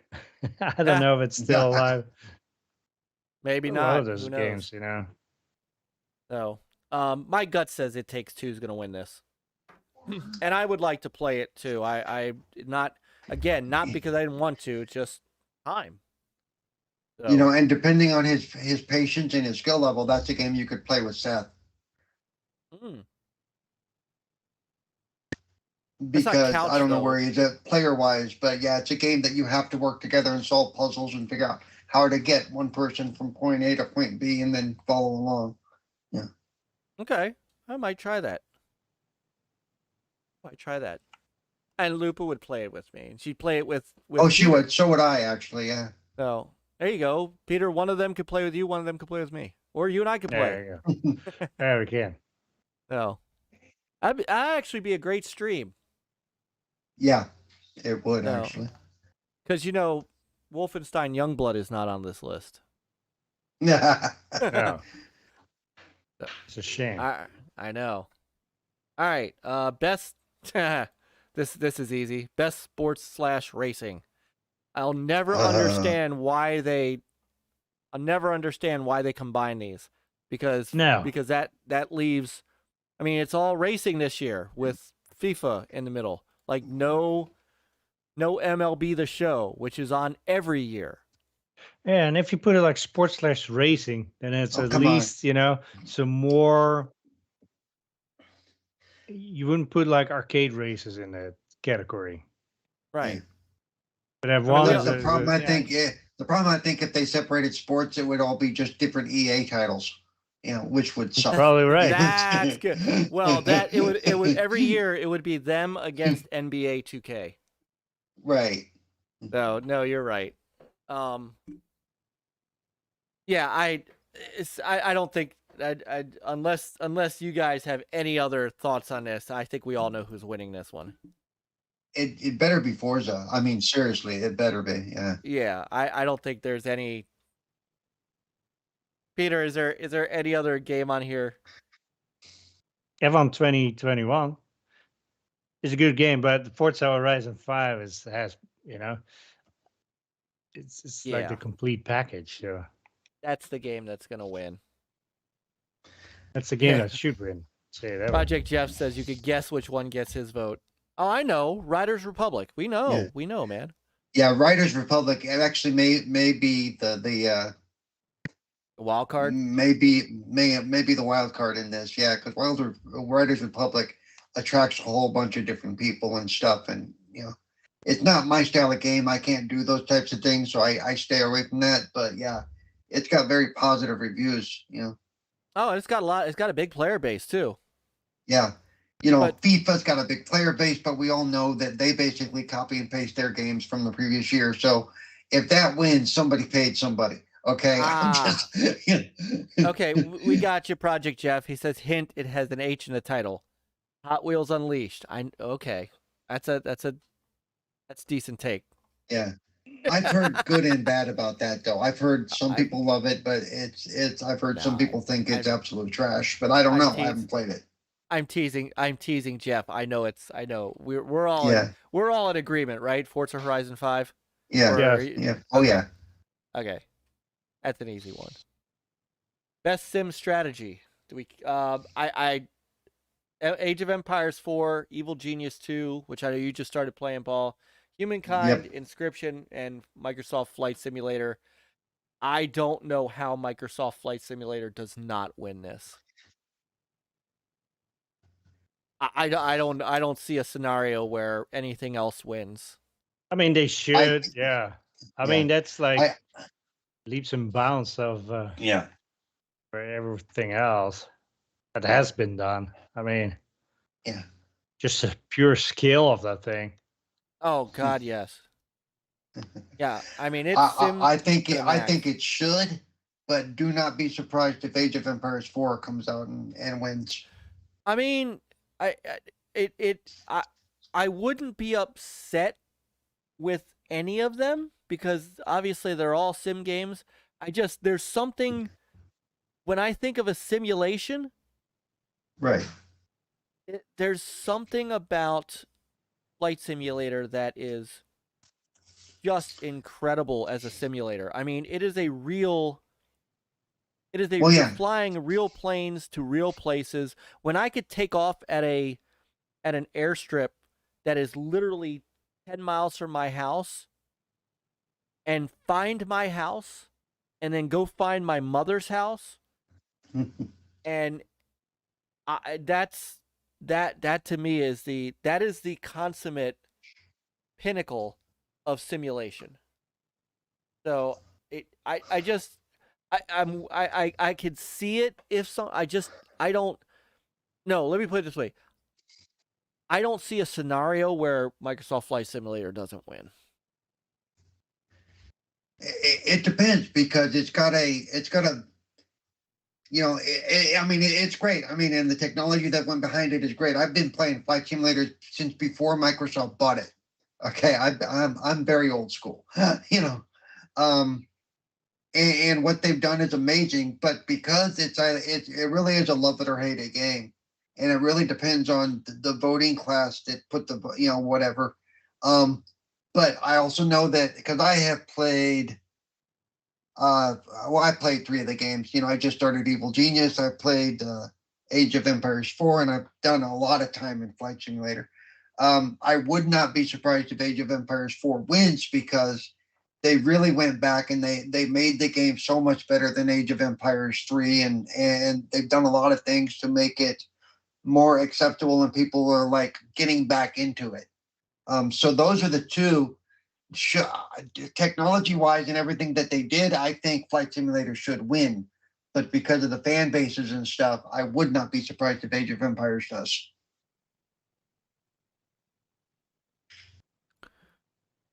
All right. Best family Myke doesn't game? agree with me, but that's okay too. No, I don't have to agree. I'm just razzing you, Myke. I know. All right, best family game. It Takes Two, Mario Party Superstars, Pokemon Snap, 3D World plus Bowser's Fury, WarioWare, Get It Together.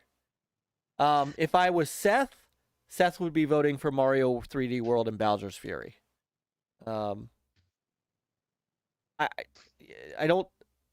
personally don't see where a Mario game doesn't get this. Even, I mean, It Takes Two, I don't know how family that is. But you'd be able to speak to that, Paul. Yeah, best family. It's probably going to go to one of the Mario games. Seriously, it's well, 3 of them are Mario games, so there you go. Yeah. Yeah. It Takes Two because of the style it is, and the whole story is wrapped around parents that are getting a divorce. I'm not gonna so. Yeah, I'm pretty sure that one's not going to get the whole best family game. Yeah. And I haven't played any of the others, so. Peter? Pokemon, I do know real quick. I do know Pokemon Snap didn't really catch on, so no. I'll be really shocked if that goes anywhere. I haven't played any of them, so. All right. Well, I don't know who's gonna win. I'd like I said, if it was up to Seth, it would be Mario 3D World and Bowser. Seth and Spencer love the crap out of that game. I mean, they really do. So. Real quick, let me respond to when Moses parted the Red Sea comment. It was fine until somebody tickled Moses underneath the armpits and he dropped his hands for a second. Water started to cascade. Got really scary for a second, but we're fine. I have these 15, 10 commandments. Yeah. Hey, what's up, Tread? Or when he gets robbed, but sugar now, old man. Oh my goodness. All right. Best fighting game. Demon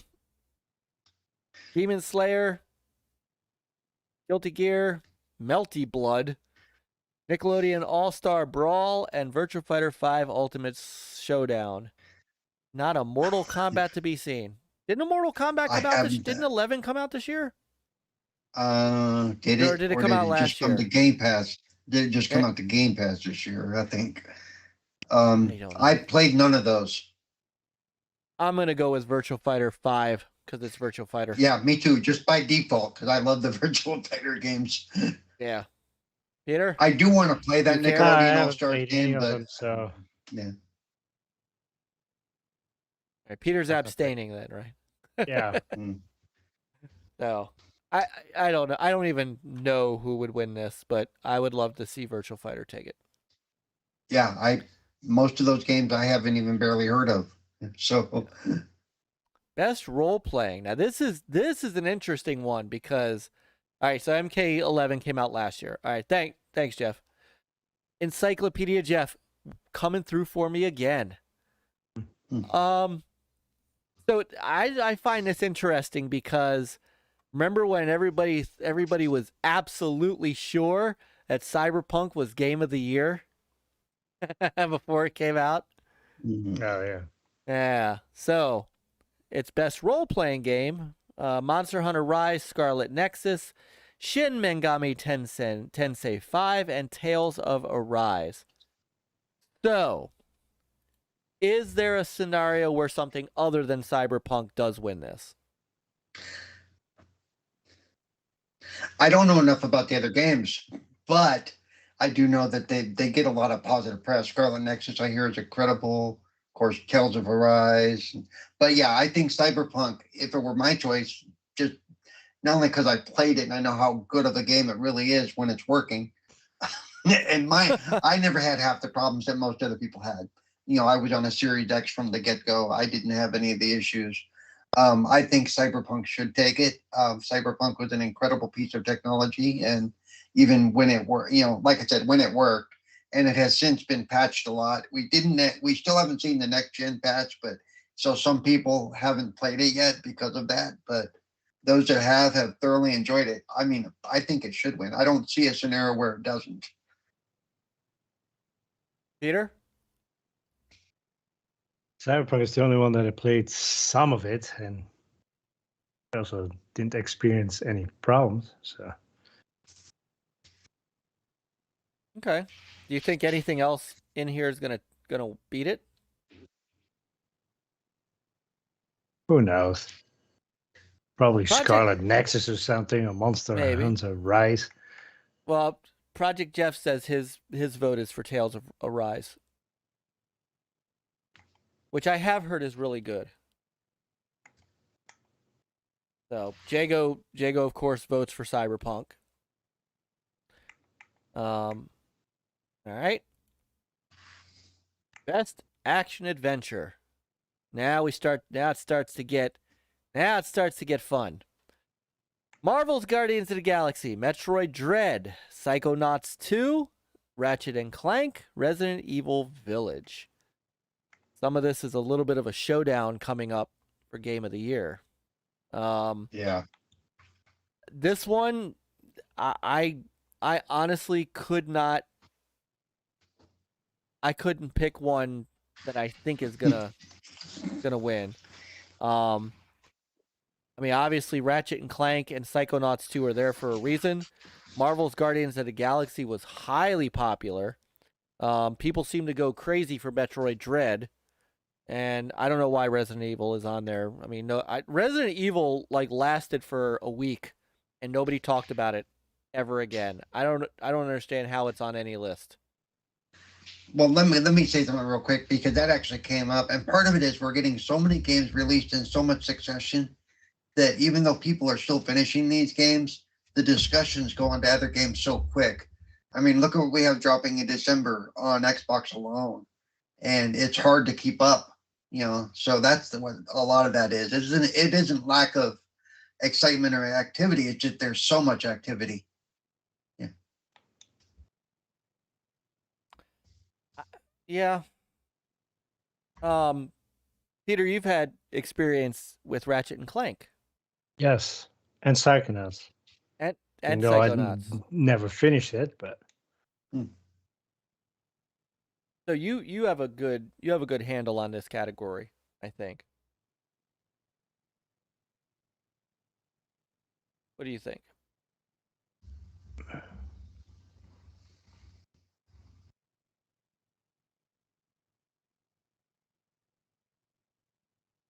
it's a it's a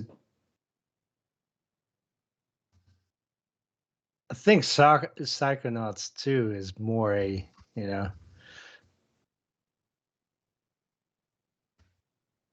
it's much more crazier than like Ratchet and Clank. Just but then the art style. I think somehow the art style of Ratchet and Clank will push it above the Psychonauts 2. And for me, I had more fun playing Ratchet and Clank, so I'm going to say Ratchet and Clank. Why not? Okay. But people saying like, "Oh, it's just like a Pixar movie." It's like, just stop it. Yeah. Just clean your glasses. And, it looks good, but I mean, come on. It's like, it's not even close. My gut says Ratchet and Clank will win.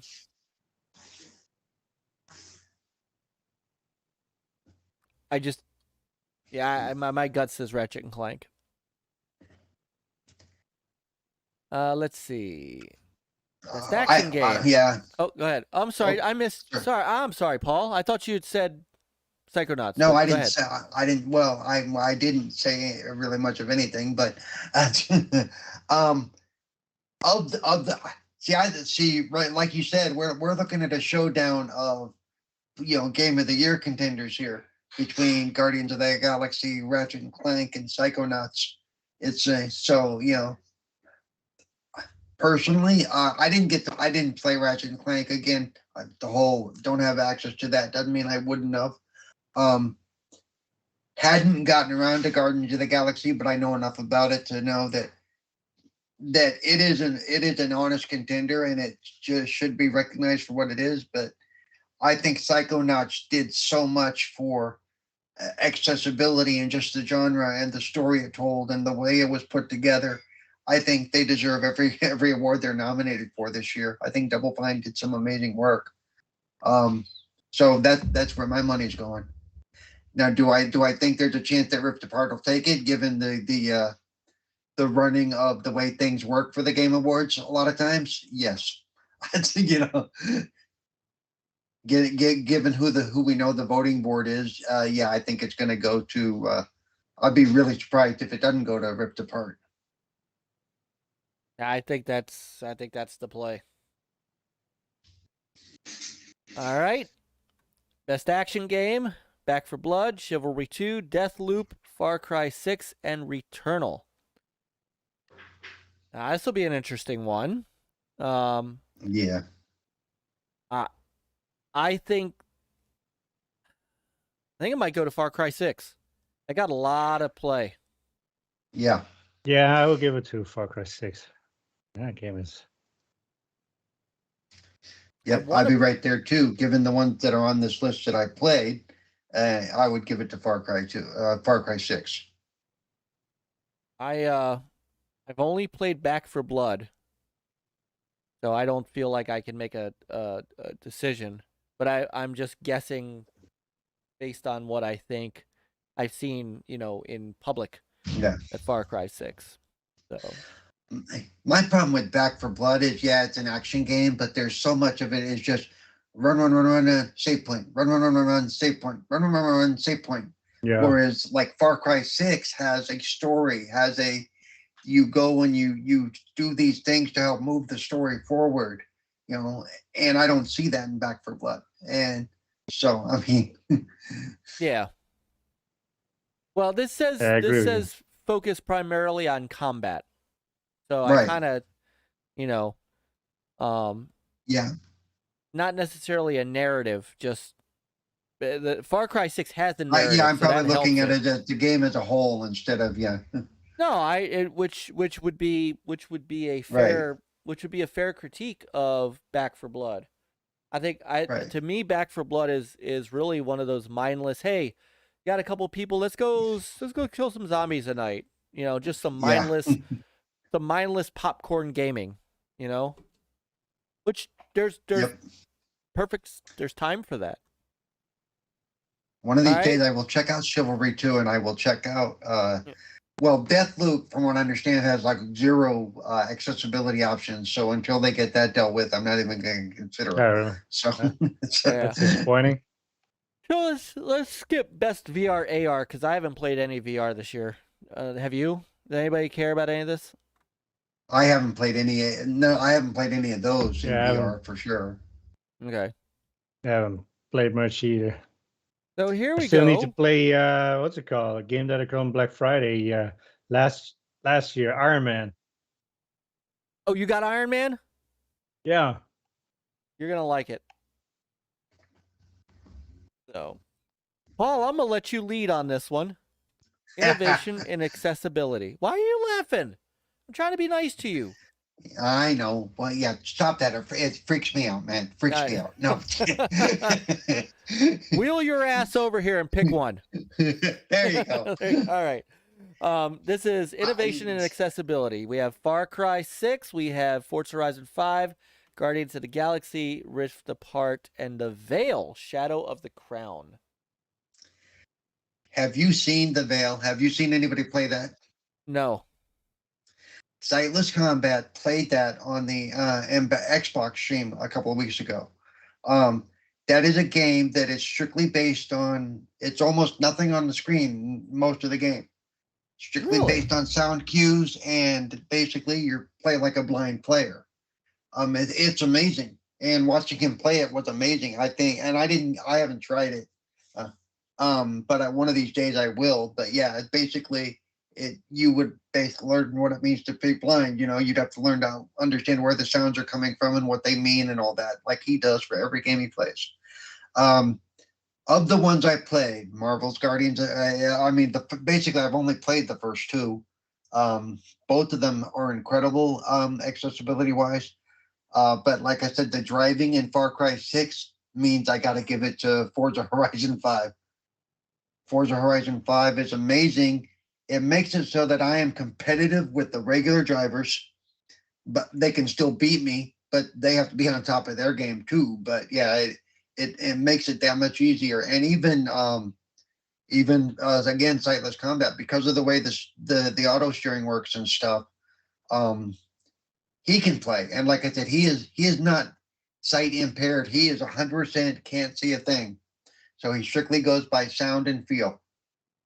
And for a lot of games, he has somebody watching him and saying it's it's a little to your left, a little to your right if the game doesn't have sound cues. But like Gears of War, the most recent one, has sound cues for him to know where the enemies are and stuff. He's a killer at getting headshots. It's actually pretty amazing. And these are sounds in the game that we're so used to hearing that we may not realize they're sound cues until somebody points them out. You see when it does that, that means this. You see when it does that, that means this. It really is amazing how far we've come on that front. But yeah, mine's got to go to Forza Horizon 5. All right. I have no frame of reference for this. I don't know, Peter, if you have any thoughts on this category. I mean, what I've seen, like, in Far Cry and as well as Forza Horizon, I would give it to Forza Horizon as well. Okay. All right.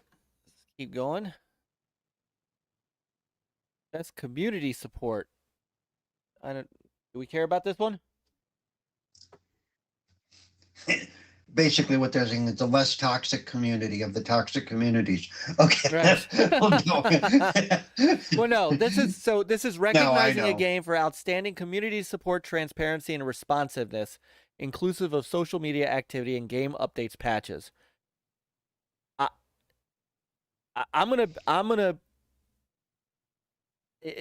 will be honest with you. I think No Man's Sky is kind of the comeback kid on community support. Definitely. They have done so much to that game. Yes, and they went from being totally non-transparent and unresponsive to being completely transparent, responsive, and actually fixing their shit. Who's gonna say not only all that stuff, but at the beginning it was unplayable. Okay, I mean it was it was bad. It was so bad. No, yeah. So I would give it to No Man's Sky. Yep. Yeah, I concur. All right. Only got 12 categories left. That's 10 categories left. Best indie game. All right. This is going to be an interesting one. I have thoughts. 12 Minutes, Death's Door, Inscription, Kenna Bridge of Spirits, and Loop Hero. My gut tells me Kenna's going to win this, but I could see a scenario for Death's Door. Yeah. I've only played the one game, and I've only played 12 minutes.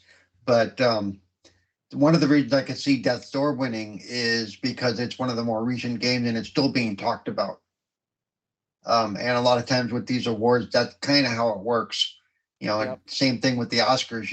The ones that are shown earlier in the year, they might get nominated, but if there's one big hot picture, like 2 days before the announcements are made, that's the one that might win because that's the one that's on everybody's mind, type of thing.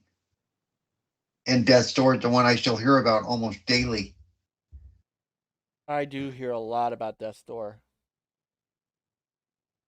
I played a bunch of 12 minutes. You never finished it, did you? I didn't want to. I really didn't. I was so disappointed in that game. I was so utterly disappointed. It was not the game that I thought it was going to be. And some of it was just, some of the solutions were so stupid. Yeah, I can see that. So, I know you liked it, Peter. I'm not. Yeah, no, it wasn't bad. I was just. It wasn't what I like. Yeah, it just wasn't. I it just wrestled my way through it. Yeah, and that's the thing is after a while I was just like, you know what? I don't want to go through this whole friggin' thing again from the start, which happened every 12 minutes. Right. So yeah, I couldn't do it. So I could see either Kenna or Death's Door. Mm-hmm. So all right. Real quick, I have a complaint. Yes. Oh, my name is not listed on the Gamers United Guild list at the bottom of the page here. What? Bullshit! It's not. No, it's not. Whoa! Wait a minute! No! Hold on. Because you're in every video. Yeah. Look at the list at the bottom of the follow our friends at Gamers United. Yeah, look at that. Not there. I quit. I'm out. No, I'm kidding. No, what the hell? You are. Oh, okay. We will fix that. I will fix that in the Discord. Shit, man. Dude, I'm glad you said something because I had no idea that I've been copying and pasting this list. It's just every video. I never even. Shit, man. All right. That will get fixed. That will get fixed. Now back to our regular scheduled program. Yeah. No, let me. Shit. Hold on. Add Paul to BUG list. Okay. Where's Daddy J when I need him? Because he's looked over that list too, and he never said anything. All right. Best ongoing game.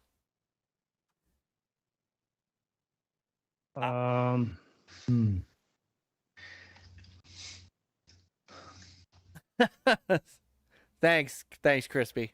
I love you too, man. It's either going to be Fortnite or Apex Legends.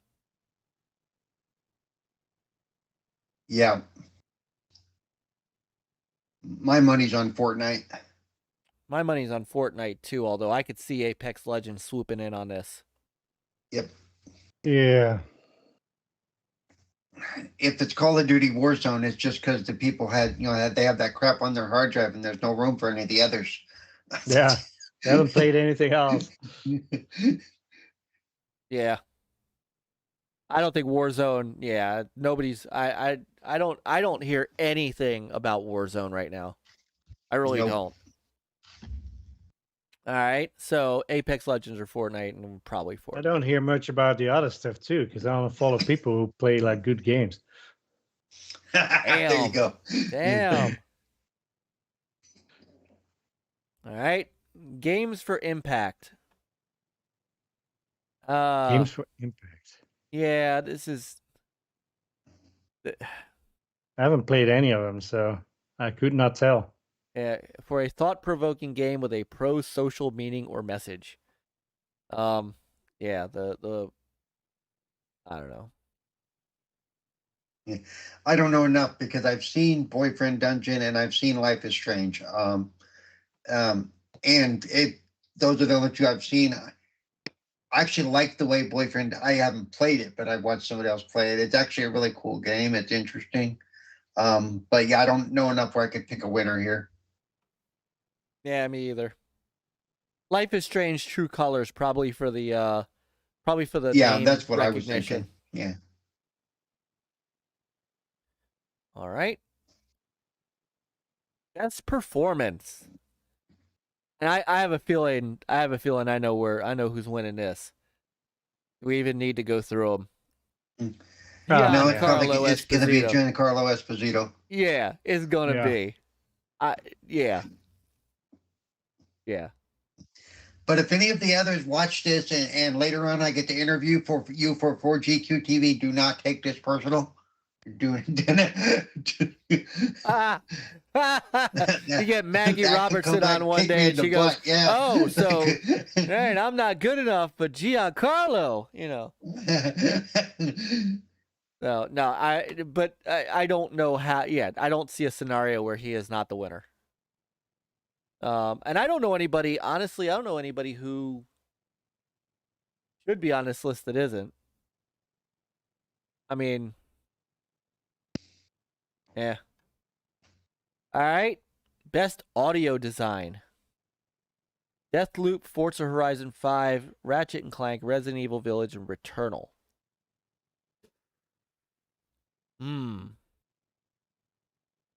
Don't discredit the kinky vampire lady. All right, thanks, Mac. I'm going to say Forza Horizon 5.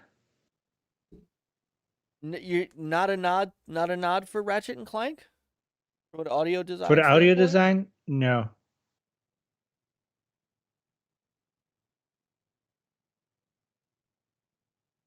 Yeah, I mean,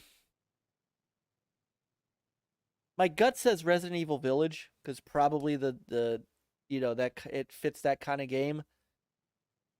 I'm probably biased against Forza Horizon 5 because I really didn't like the music this year.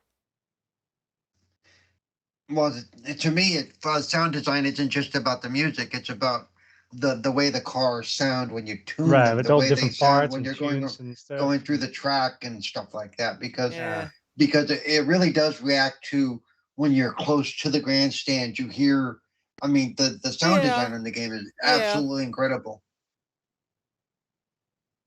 Yeah, but your car sound bounces off like walls and houses when you're closer by and other stuff. I mean, that's just crazy. crazy good. Yeah, it really is. It really brought it up a notch from the previous Forzas. It really, really did. And each car has the correct sound. They actually went out and they went to get the proper. It's not your generic. All these cars sound the same thing going on anymore.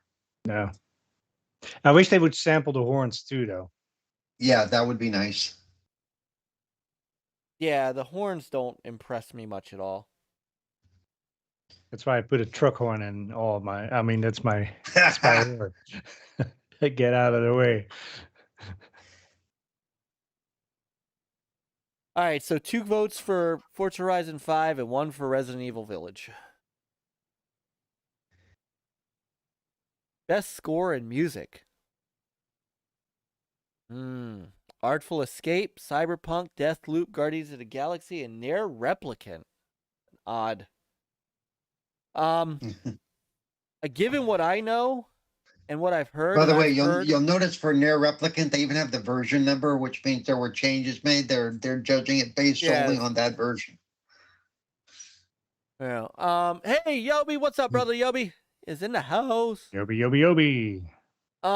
Hey, Yoby. I got to give this one to the Artful Escape because the whole freaking game is about the the music score. Yeah. And it's so good. Have you listened to the official soundtrack? Oh man, love it. Yeah,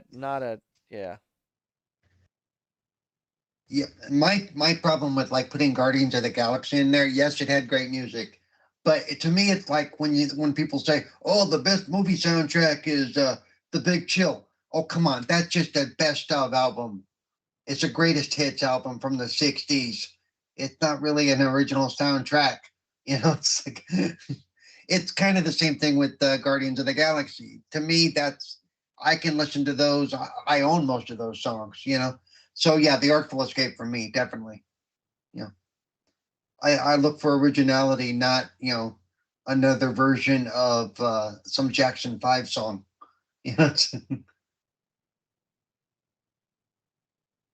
All right. And I think, I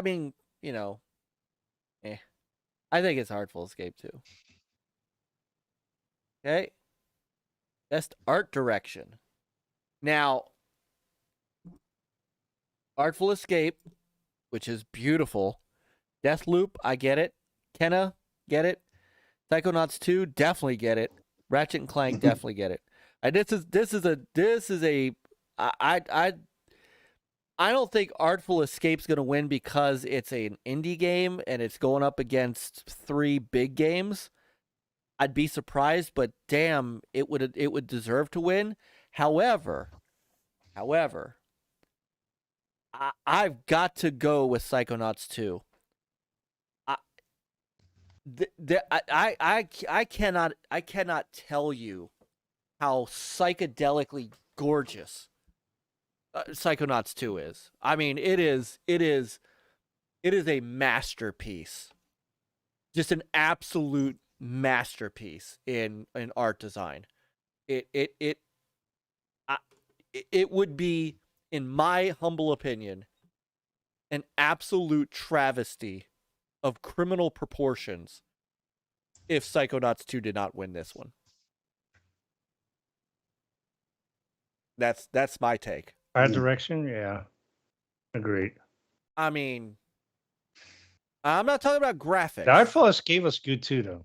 It was, and I think that's your runner-up over the rest of them.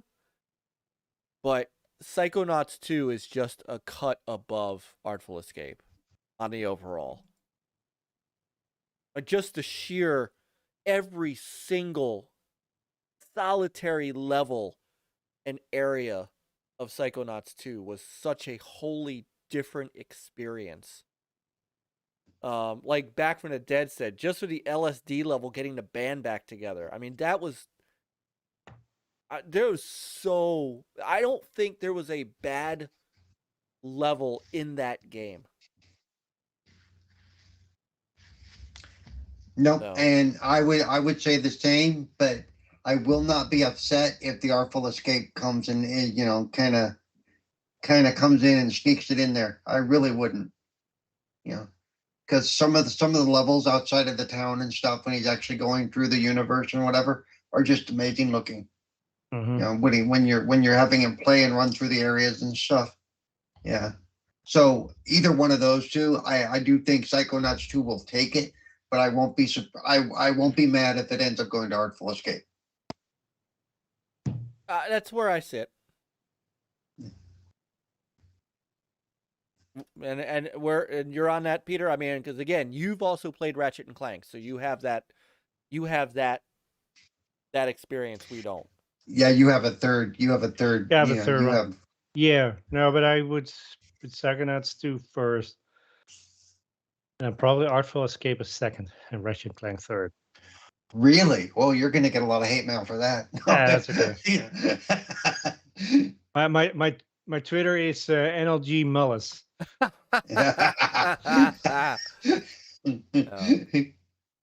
Deathloop looks good, but All right, we're getting close, boys. Category number 3 out of 30. Best narrative. Deathloop, It Takes Two, Life is Strange, Guardians of the Galaxy, Psychonauts 2.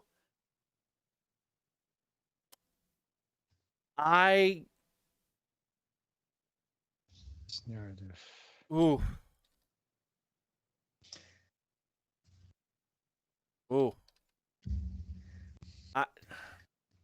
I could see It Takes Two winning it, but all of these are. I mean, this is so wide open, and Psychonauts 2 also deserves to be here because that game's narrative was also just so tight. But my gut tells me It Takes Two.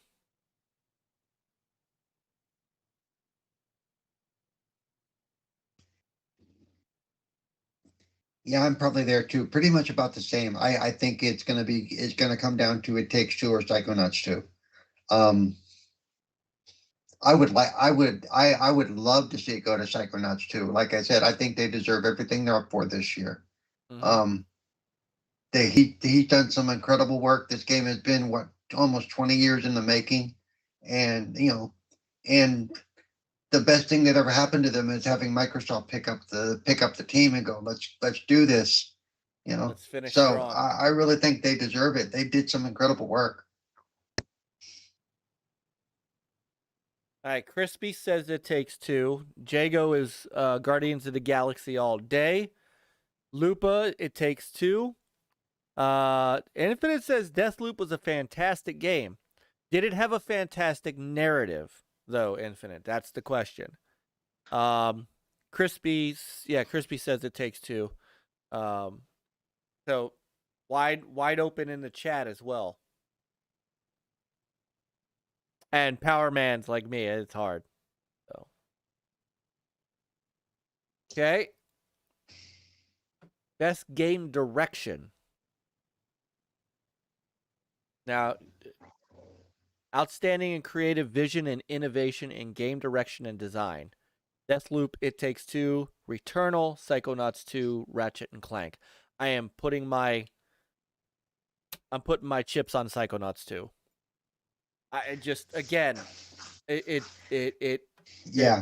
The game was just so diverse. It has some of the things that you did in some of these levels and the way that you traverse through people's brains. Yeah. Yeah, Psychonauts 2 has to take this. It has to.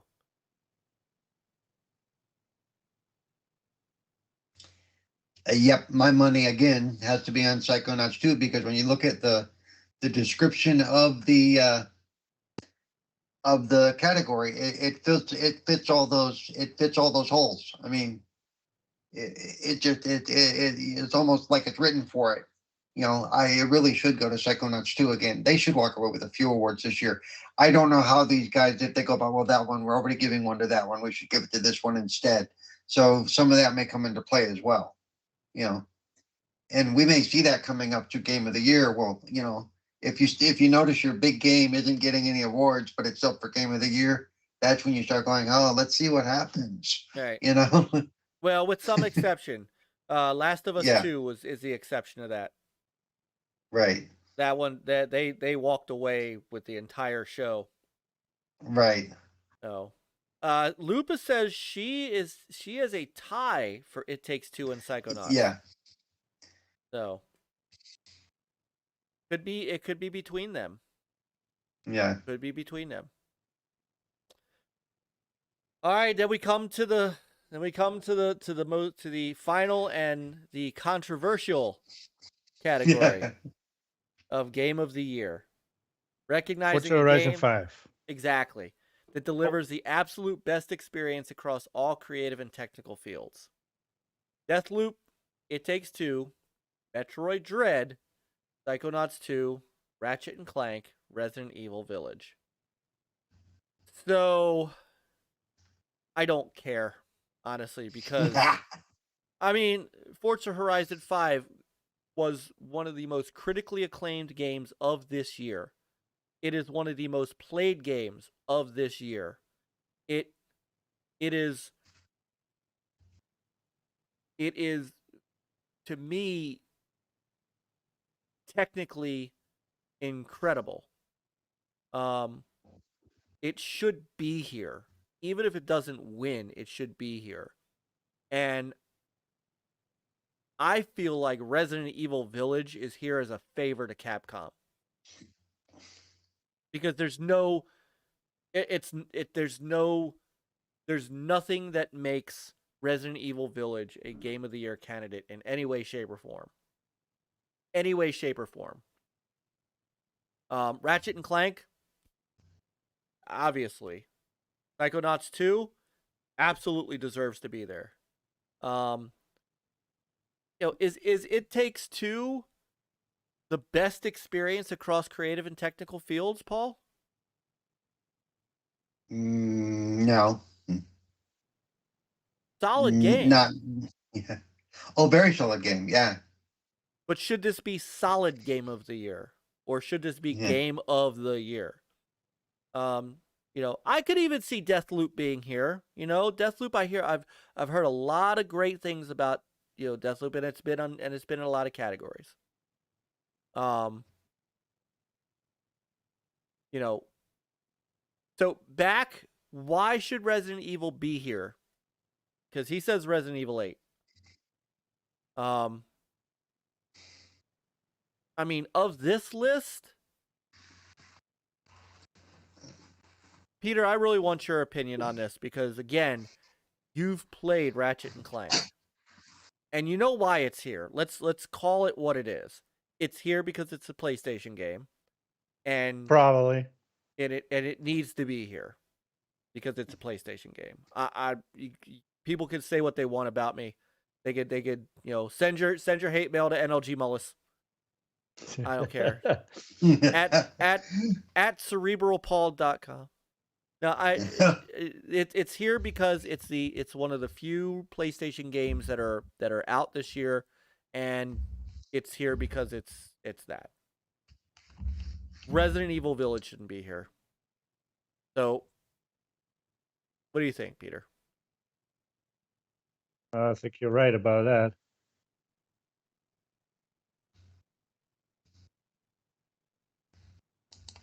My gut tells me that's the winner.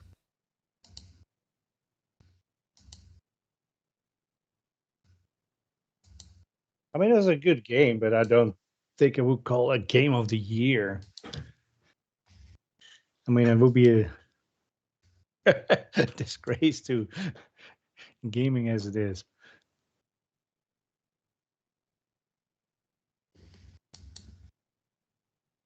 And if I would pick out of this, probably pick either like Psychonauts 2, or maybe It Takes Two, from what I've heard and seen, but granted, I have not played it.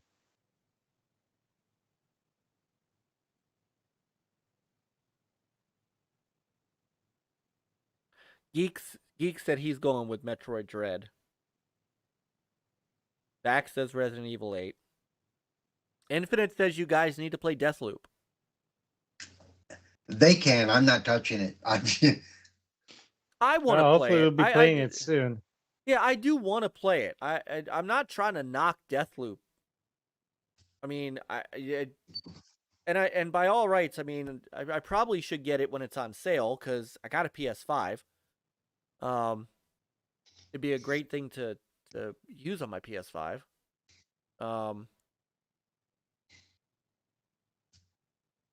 So Back says it's the only game this year he was awestruck by the end. Psychonauts 2 was good. Ratchet and Clank is there because of Sony. Metroid Dread isn't the Metroid he wanted. Yeah. Crispy says It Takes Two has a beautiful story.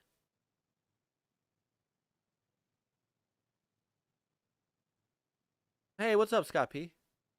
Got home for a second shift? I just think Ratchet and Clank is a lock. Because we know the video game awards.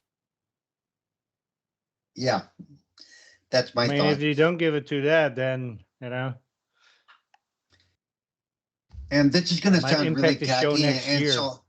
Yeah, that's going to sound really tacky and self-serving, but the reason Deathloop doesn't do it for me, it's a Microsoft game with almost no accessibility options. So, as far as being something that delivers the absolute best, well, they failed there. It's like, yeah. And you got to remember, Deathloop was already almost out the door when that acquisition happened. Well, I understand that, but I'm just saying, if to fit that category for me, that automatically shoves it out of the way. These other games all have great accessibility options.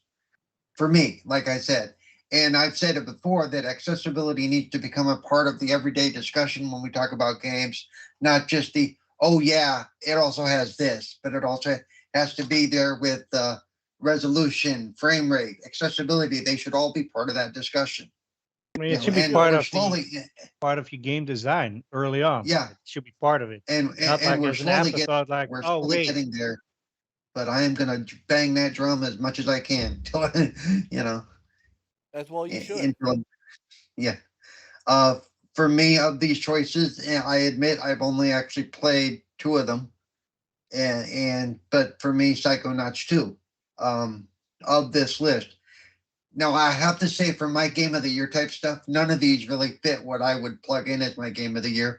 Previous years, it's been things like Jedi Fallen Order, things like things like that are, to me, that are more fulfilling as a whole Another game that got snubbed.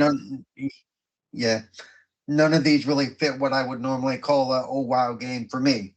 But if I have to choose from these, it's going to be Psychonauts 2. All right. Crispy says he's going with It Takes Two. He said it's it's wonderful story. Every Lupa says every level is different. And Crispy is going with the Crispy's going with the conspiracy theory that because it's at the Microsoft Theater, It Takes Two will win and not Ratchet and Clank. So there you go. I do have to admit, you want to see some confused burning. Let Deathloop win. Let a Microsoft game that's played on a Sony console win Game of the Year, and watch people get all twisted, get their knickers twisted. Yeah. So I'll see your conspiracy theory and raise you a conspiracy theory that MLB The Show going to the Xbox and going into a Game Pass is why you don't see it in Best Sports Game this year. Actually, yeah, that's quite possible. Something. Hey, Valhalla was this year, right? Or was it last year's? Valhalla was last year. Yeah. That's a shame. That's what I would call a Game of the Year. Someone's gonna. Yeah, if Valhalla was on this list, Valhalla would be owning it, I think. Let me given what else was up there. Because there are so many morons out there on social media, let me make this disclaimer. I'm just kidding about the MLB The Show thing. I'm not being serious. Somebody. Wait, you're not? Boo. No, somebody will somebody will screenshot me and, go tell all of his friends, "Oh my God, you hear what Mullis said?" I guess I better cancel that screenshot. Okay. Oh. So, all right. So that is the 2021 Video Game Awards. It's going to be a boring show, but I guess we're going to cover it because it's going to be on while we're on. Before we go to our final topic, is there anything that you guys think we're going to see there from a world premiere standpoint? I mean, are we? Is there anything that you guys think we're gonna get surprised with?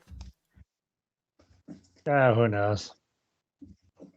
That's the. I'm in that same boat. I don't like to speculate. I don't like to speculate that stuff. Oh, why not? It's fun. Because I really don't know. I mean, I don't. There have been no clues, no hints, no. Microsoft buys Sega. You heard it here first. No, I'm kidding.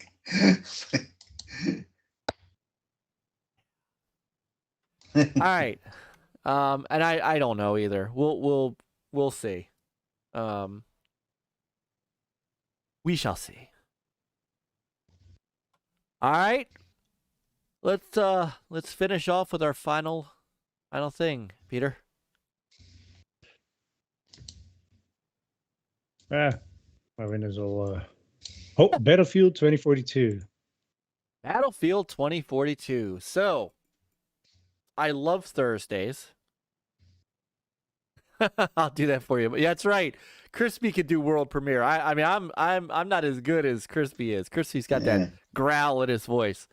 Mine is just world premiere. His is world premiere. He's got that sound, man. Well, so, you need to get a MP3 of it and add it to your thing. Add it to your repertoire. There we go. All right. So, a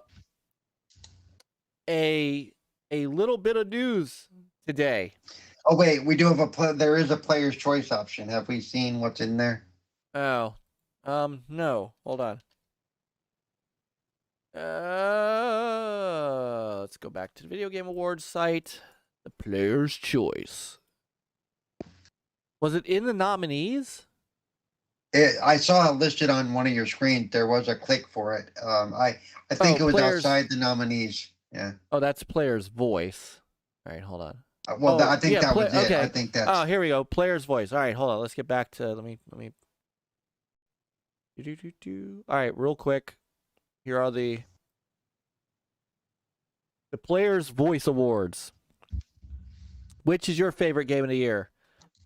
Across 3 rounds. Winner will be decided on December 8th. So it's not even going to be at the show. Screw you, Keeley. Deathloop, Resident Evil Online, Forza Horizon 5, GTA Online, Halo Infinite, Ratchet and Clank, Battlefield, Monster Hunter Rise, Little Nightmares 2, Returnal, Guardians of the Galaxy, Canna Bridges Spirits, Hitman 3 VR, Neo: The World Ends With You, Shin Megami Tensei 5, Life is Strange, Destiny 2, Fortnite, Call of Duty Warzone, Final Fantasy 14 Online, Metroid Dread, It Takes Two, Psychonauts 2, Inscription, Death's Door, League of Legends, because why not? Genshin Impact, Apex Legends, Valorant, and New World. So current results. Halo Infinite is leading with 9% of the vote in round 1. Followed by Forza Horizon 5. That's what I was going to say. Yeah. Resident Evil Village tied with Forza Horizon 5 at 7%. It Takes Two at 6%. Psychonauts 2, Metroid Dread, and down the line. I want to see Battlefield 2042 haul it in that impressive 1% of the vote. Get your I like that, Jacob. If I can't pronounce your game, I'm not playing it. Yeah, there you go. There you go. Okay. Back to the next thing. Let's see if I got some video that we can put up of Battlefield while we're talking about it. So, Battlefield 2042 feels like it's come and gone. And I know there's some people that like it. And I think Peter and I still have to play some of the full on. Yeah. So that we can, kind of get our collective brains around the final version. But well, the Battlefield franchise is going through a little shakeup. So it was announced today that EA is creating a Battlefield universe that's going to span through multiple games and offerings and across different studios across North America and Europe. So it looks like DiCE has lost their jobs, or at least now has to share the job a la Call of Duty, where Treyarch and Sledgehammer and Infinity Ward have to share. Well, I guess not much Infinity Ward anymore, but Treyarch and Sledgehammer have to trade off on their Call of Duty. Looks like Battlefield's coming out of DiCE's complete hands. And that was no more prevalent than when it was announced that DiCE's GM Oscar Gabrielson is leaving the company to pursue a new endeavor outside of EA, and Respawn leader Vance Zampella is taking over the franchise. They also brought in former Halo designer Marcus Leto to build a new development team in Seattle focused on injecting more storytelling into the Battlefield universe. Ripple Effect, the developer of Battlefield 2042's Portal Mode, is developing a new Battlefield experience in the Battlefield 2042 universe. So, EA told GameSpot that DiCE, Ripple Effect, and Leto's new Seattle studio will work together to expand upon and improve Battlefield 2042. Other Battlefield games are in the works, meant to serve as extensions to a degree of this new universe EA is trying to create, but there's nothing there yet. So, keep in mind, Marcus Leto was the man who designed Master Chief. Yeah. So you know what that says to me? You know what that says to me? They're saying we should have put a single player campaign in this thing. It's what that says to me. Yeah, it kind of does, doesn't it? It kind of does. I mean, well, this has, I think this has implications across the entire kind of EA universe here. Number one, it's bringing Vince Zampella into Battlefield. So what does that do for Titanfall? EA also announced Respawn also announced that they are no longer going to sell the original Titanfall, although the servers are still going to stay up. And they said, well, Titanfall's still very much part of our DNA, but they haven't talked about Titanfall in years. We've heard about it. They brought out Apex Legends. They've talked about, they had a Star Wars game that I don't know if that's still in development or not. They're doing everything but Titanfall now. So, question one for you guys. Is this going to make Battlefield a better game? Because right now and I want your opinions on Battlefield, because we've all played at least the beta. I know, Paul, I think you've played the actual game. I don't know how much of the actual game you got. Very little bit. Peter. I don't know how much of the actual game you got, but you and I played the beta. And does this start signaling the kind of end of the thought trail that we're going to get another Titanfall? I open the floor. Are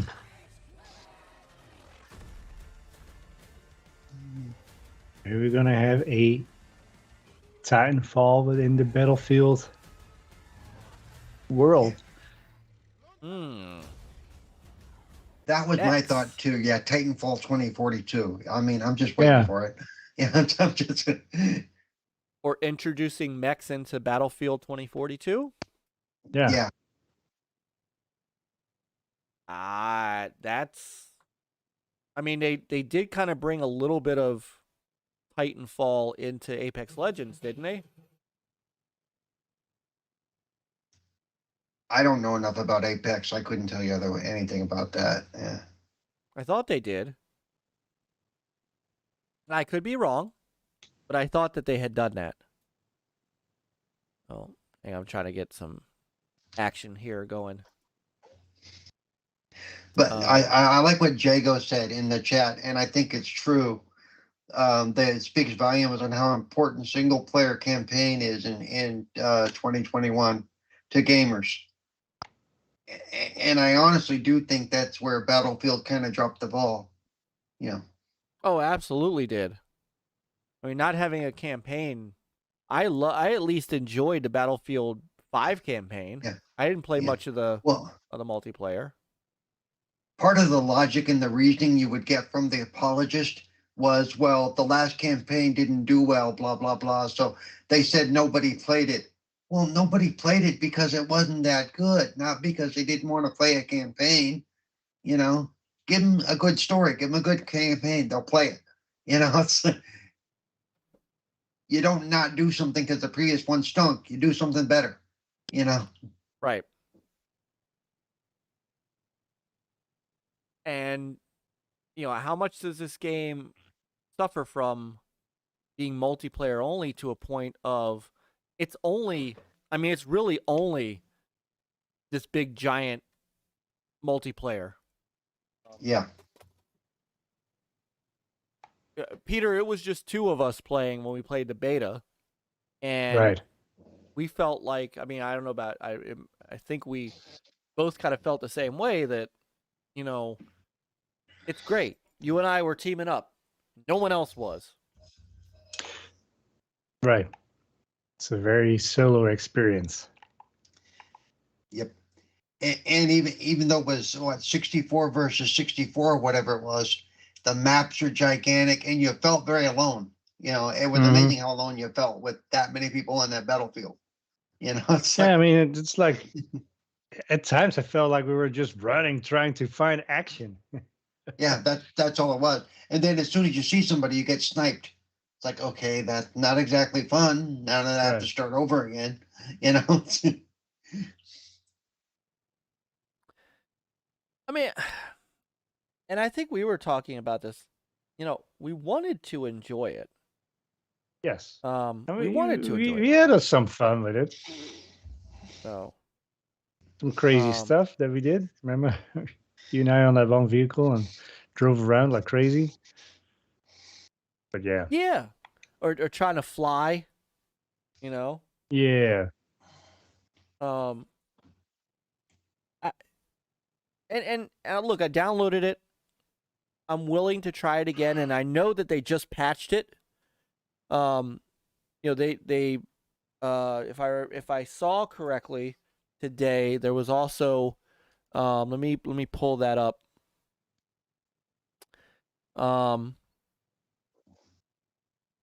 Yeah, 15 hours ago. So yesterday, fixes to matchmaking, progression, gunplay, and bug fixes. I mean, a lot of people liked it, but I know it felt unfinished. I was going to say the launch has been considered a flop, for the most part. Yeah. And I don't hardcore even Battlefield players are going, nope. Well, and I don't even know if the 10-hour trial in Game Pass is helping it at all. I haven't used anywhere near that 10 hours. I didn't all because like we've said, you're in there with so many other people, but you still end up running by yourself most of the time. It's like, this is not how battles should work. You know, where's the working together for a common goal thing, you know? No, I agree. Of course, I was also looking for the breakaway buildings and stuff from previous battlefields, you know, knock that building down, destroy that bridge. Didn't see as much of that as I expected, actually. Right. Yeah, there was only a little bit of levolution or level structure, or whatever the hell they call it. But that's always been one of the things that drove Battlefield to games, was the whole, you know, area destruction thing. Because I got to say, it's a pet peeve of mine, and I know it's more work for the programmers and for the systems, but I hate when I'm playing a game and I ram into what looks like a ramshackle house with a tank, and that house doesn't move, and the tank stops dead. It's like, okay, that's not realistic. You know, that's... It's not. And I know this, they want to be realistic. And there's cool elements of this game. That's what I mean. We want to like it. There's cool elements of this game. You know, I think they did a good job with having air support this time around, with the jet flying and stuff. And on maps that this big, you can get away with that. But you're right. You feel like you're alone, and it's the same way. It's the same way, to be fair, that I feel playing big team battle in Halo when there's only like 4 of us. Yep. You know. Now, Jago and did you all experience any? Did you all experience any of the big weather events in this game? Didn't we see a tornado once, Peter? I thought we did. I thought we saw a tornado once. Yes. I think we did. Yeah. It was a tornado. Nice. Yeah. You know. I don't know. I want to like it, but you know, Jago and Infinite said they're playing it this weekend. Maybe. Yeah, probably. I have enough time on my 10-hour trial. I'll probably try to jump in with them a little bit. Maybe we could jump in and try it. Maybe to, you know, I don't know. And I like the Halo multiplayer. I just don't like big team battle because it's the same thing to me as this. Right. So, anyhow, I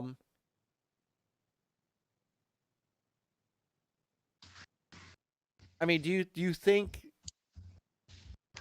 So, all right. So let me get back to the questions at hand. We'll start with the second one. Does Respawn getting into this, and Vince Zampella now being the head of the franchise, what does this honestly say for? I mean, yes, you could see stuff in here, but does this essentially mean Titanfall is probably shelved as a franchise?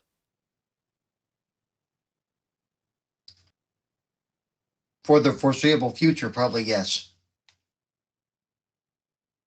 If they're saying that those 2 studios plus the new one are only going to work on Battlefield, you know, universe stuff, then yeah, then probably, unless they somehow manage to bring the mechs into this world, then yeah, it's probably done.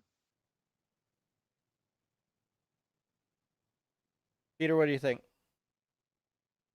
I don't know. We'll see what happens.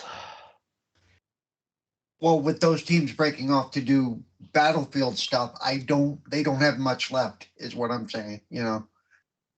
And unless they're going to start, guys, okay, you guys start working on the storyboards and the scripts for Titanfall 3. we're going to focus on this. And then in 2 or 3 years, when this is all kind of cleaned up, because I think part of what the change in leadership is, okay, we've got to clean up this mess. That whole, he's leaving to pursue other avenues. It's like, okay, that means he may not have got canned, but he was asked politely to move along. Okay, he kind of bungled this whole thing. So they're kind of like, yeah, we need to go a different direction. Again, the whole single player thing probably going to come into play.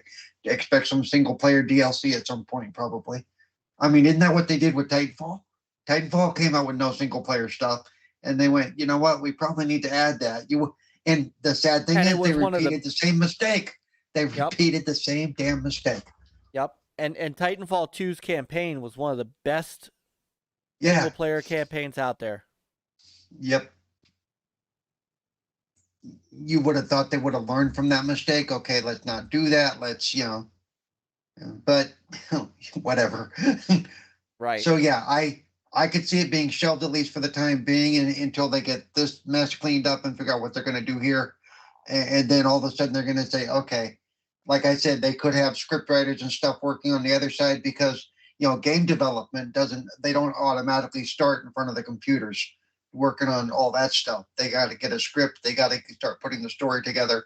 So hopefully they'll do that and not just chunk it, not just pull an EA and go, what's that? What's Titanfall? So we'll EA, see. But also EA has a track record. Let's just say. Yeah, well, yeah, they're known to destroy titles on purpose. We'll buy it so we can sit on it and nobody can do anything with it. Yeah. So the end of Titanfall. Yep. Could be. So then, does Respawn getting involved and Vince getting involved, does that move the needle for Battlefield? Does this get people excited to get back to Battlefield, or does this game need to radically change before? Right now, it's not a good look. It is not a good look that like the week after launch, they go, okay, that guy's gone. We're bringing in this guy and we're sending this team over to Seattle. Wait, what? Yeah, it's not a good stability look. You know what I mean? Right. Yeah. It looks like a heavy duty shakeup that, okay, this guy screwed up. So we're going to relieve him of his duty and we're going to move to the next guy.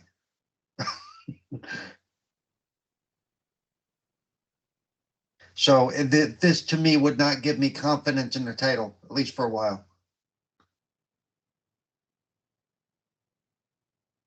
What would need to happen? I hope it's not a reaction of, trying to chase the next best thing to end up with nothing. True. So, Peter, what would they need to change in the game to make it more appealing? You need to go back to the roots. Remember the old Battlefields? There was like lots of humor, banter with your characters. That kind of Battlefield. No, I hear you. Is there anything they could do with this game? With this game? Yeah. Is there any way of saving this game? Make it free to play? Well, I mean, there is some truth to that. That does carry weight. It does, and when you consider that Halo's multiplayer is free to play, that's maybe even release it into Game Pass as maybe release it into the vault already. Yeah, maybe EA just puts it in the vault, lets Game Pass owners do more than the 10-hour trial. I can't imagine it. The sales for them to do what they did, the sales must be abysmal for this. I mean, I wouldn't buy it. No. I absolutely refuse to. I said $70 for a multiplayer online only game, not going to happen. You know, for a game that I knew I wouldn't play a lot of by myself. Yeah. Yeah. This game holds very little interest for me outside of just running around shooting people. Yeah. Now, Dredd says playing private and solo matches in Battlefield 2042 is more fun than you realize.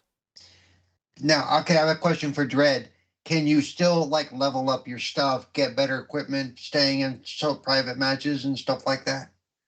Because in other games you can't necessarily, expand beyond your equipment without going into the live servers. Yeah. So I don't know that you can make any changes to this game either. I think this is what you get, and maybe it's I know they're gonna try, but maybe there's no hope for this one. Maybe it's just time to go, as Peter said, go back to the drawing board. Yep. Yeah. So. And because the other side is if they were to go to the vault already and make it free to play, all those people that paid $70 to play this game would be seriously ticked off. All 10 of them? Hey, I'm sure there's more than 10, but you get my point. I'm sure there's more than 10. I do get your point. So, but when you have a 10-hour trial that you can get in a subscription, why would you buy it? Why would you buy it when you can try it first? Yep. So, he said Fork said something like that. We may need to ask him in the morning to be clear with what he said. Yeah. So, maybe we get some clarification from Brother Fork. No. All right. So, I didn't even see. We were so apathetic about this. I didn't even go back to the topic. I mean, it's big news, but it's big news on a game that how many of us really care about right now? That's right. That's the problem, That's kind of the issue with a game like this. And especially since, again, we were excited for it and you want to like it. But when the end result just doesn't get you there. And so what are you going to do? And so now they're just going to back to the drawing board is where I think they need to go, like Peter said. Yep. All right, guys. We have come to the end of our show. It is 12:10. Another good but one it's down. so early yet. The sun's not coming up. The birds aren't chirping. Oh. It might be for Lupa. That's true. No, might be for Lupa. No, but it's next week will be an interesting night of who knows what, and we'll be here for it. So, but as it is getting on 12:15, I think it's time to call it a night and start heading towards the midnight hour. Or heading away from the midnight hour. So, darn, there was a topic I'd hope we'd touch on, but I'll be nice. What? What? The Godfall fiasco for PlayStation Plus. Did you read that? Oh, no, I did not. So I know that. All right, hold on, because I know it's hitting it. But what is going on? Hold on. Okay, so for PlayStation Plus owners for free, you can play the end game of Godfall. But to play the whole game, you still got to go back and buy the $70 version. So they're only putting on the PlayStation Plus the end game of the game that you could go play. So, they're throwing you a bone, I guess. I don't get the logic. I really don't get the logic. Wow. Yeah. Just bring it out on just release the whole damn thing. Good God. Yeah, it really does not make sense to me, dude. It seriously does not. No, I'm reading that. That is dumb. That is outright dumb. Good grief. Yeah. Oh, so weird. That is weird. Because why would I do the end game and then go back? Oh, I want to go back and play earlier in the game when I have no powers. Right. I've seen how the game ends now, but let me go back and see how I got here. You got there because it was free on PlayStation Plus. That's how you got there. That's how And see, I was like, when I first saw that, before I saw that, I was like, oh, Godfall. All right, I've wanted to play Godfall. Not anymore. Yeah. Oh, man. Yeah. And that's not being an Xbot or anything. That's just bad. I'll tell you, if Microsoft would have done anything like that with any game, I would have been like, no. No. That's funny.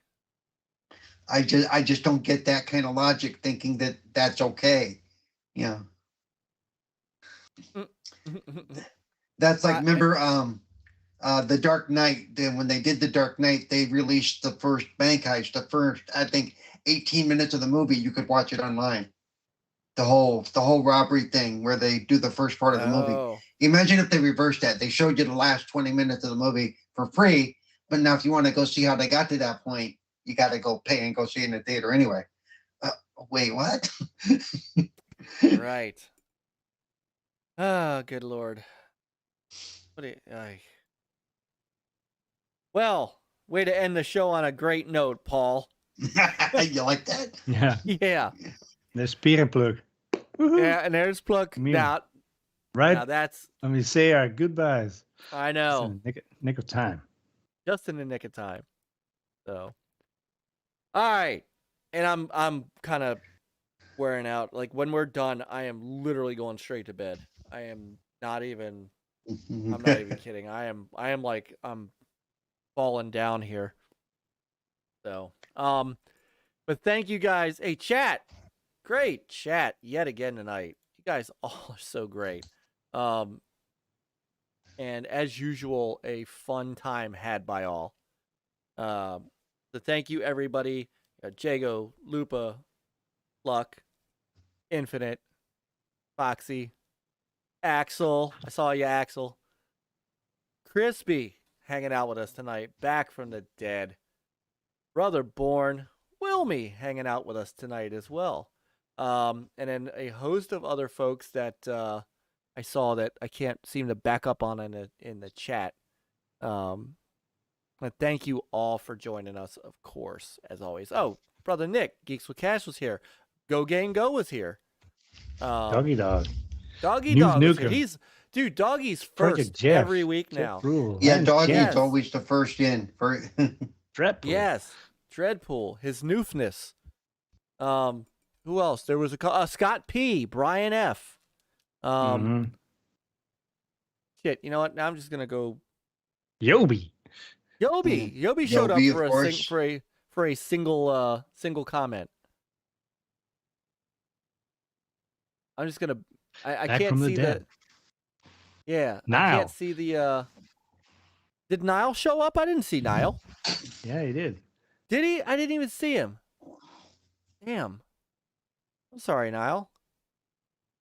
Cousin Born was here.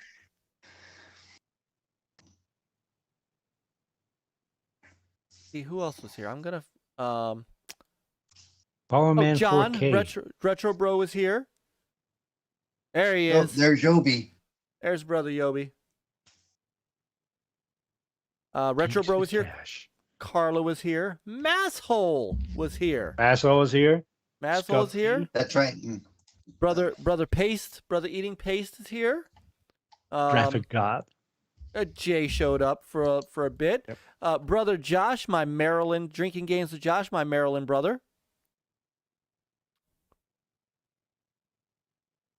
Jago, of course. Hold on, I'm thinking. I think we got everybody. If I missed you, I'm sorry. Nicholas Dobry. Nicholas was here. Doug's Gaming. I did see Doug's Gaming earlier. Princess Zelda. Zelda was here hanging out with us. Ooh, we got a fight going on in the chat.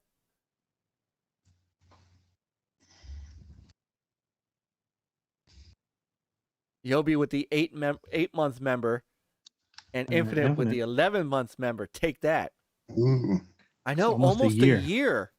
Wow. I don't even know what I'm at. Well, you know, I still have to add you to our description, so don't worry about it. That's true. Brother Lance Jennings was here. Axel is at 7 months. Oh, Kamikaze was here. Brother Mav, Fun Speculation. Brother Mav was here. Z-Black. Z-Black was here.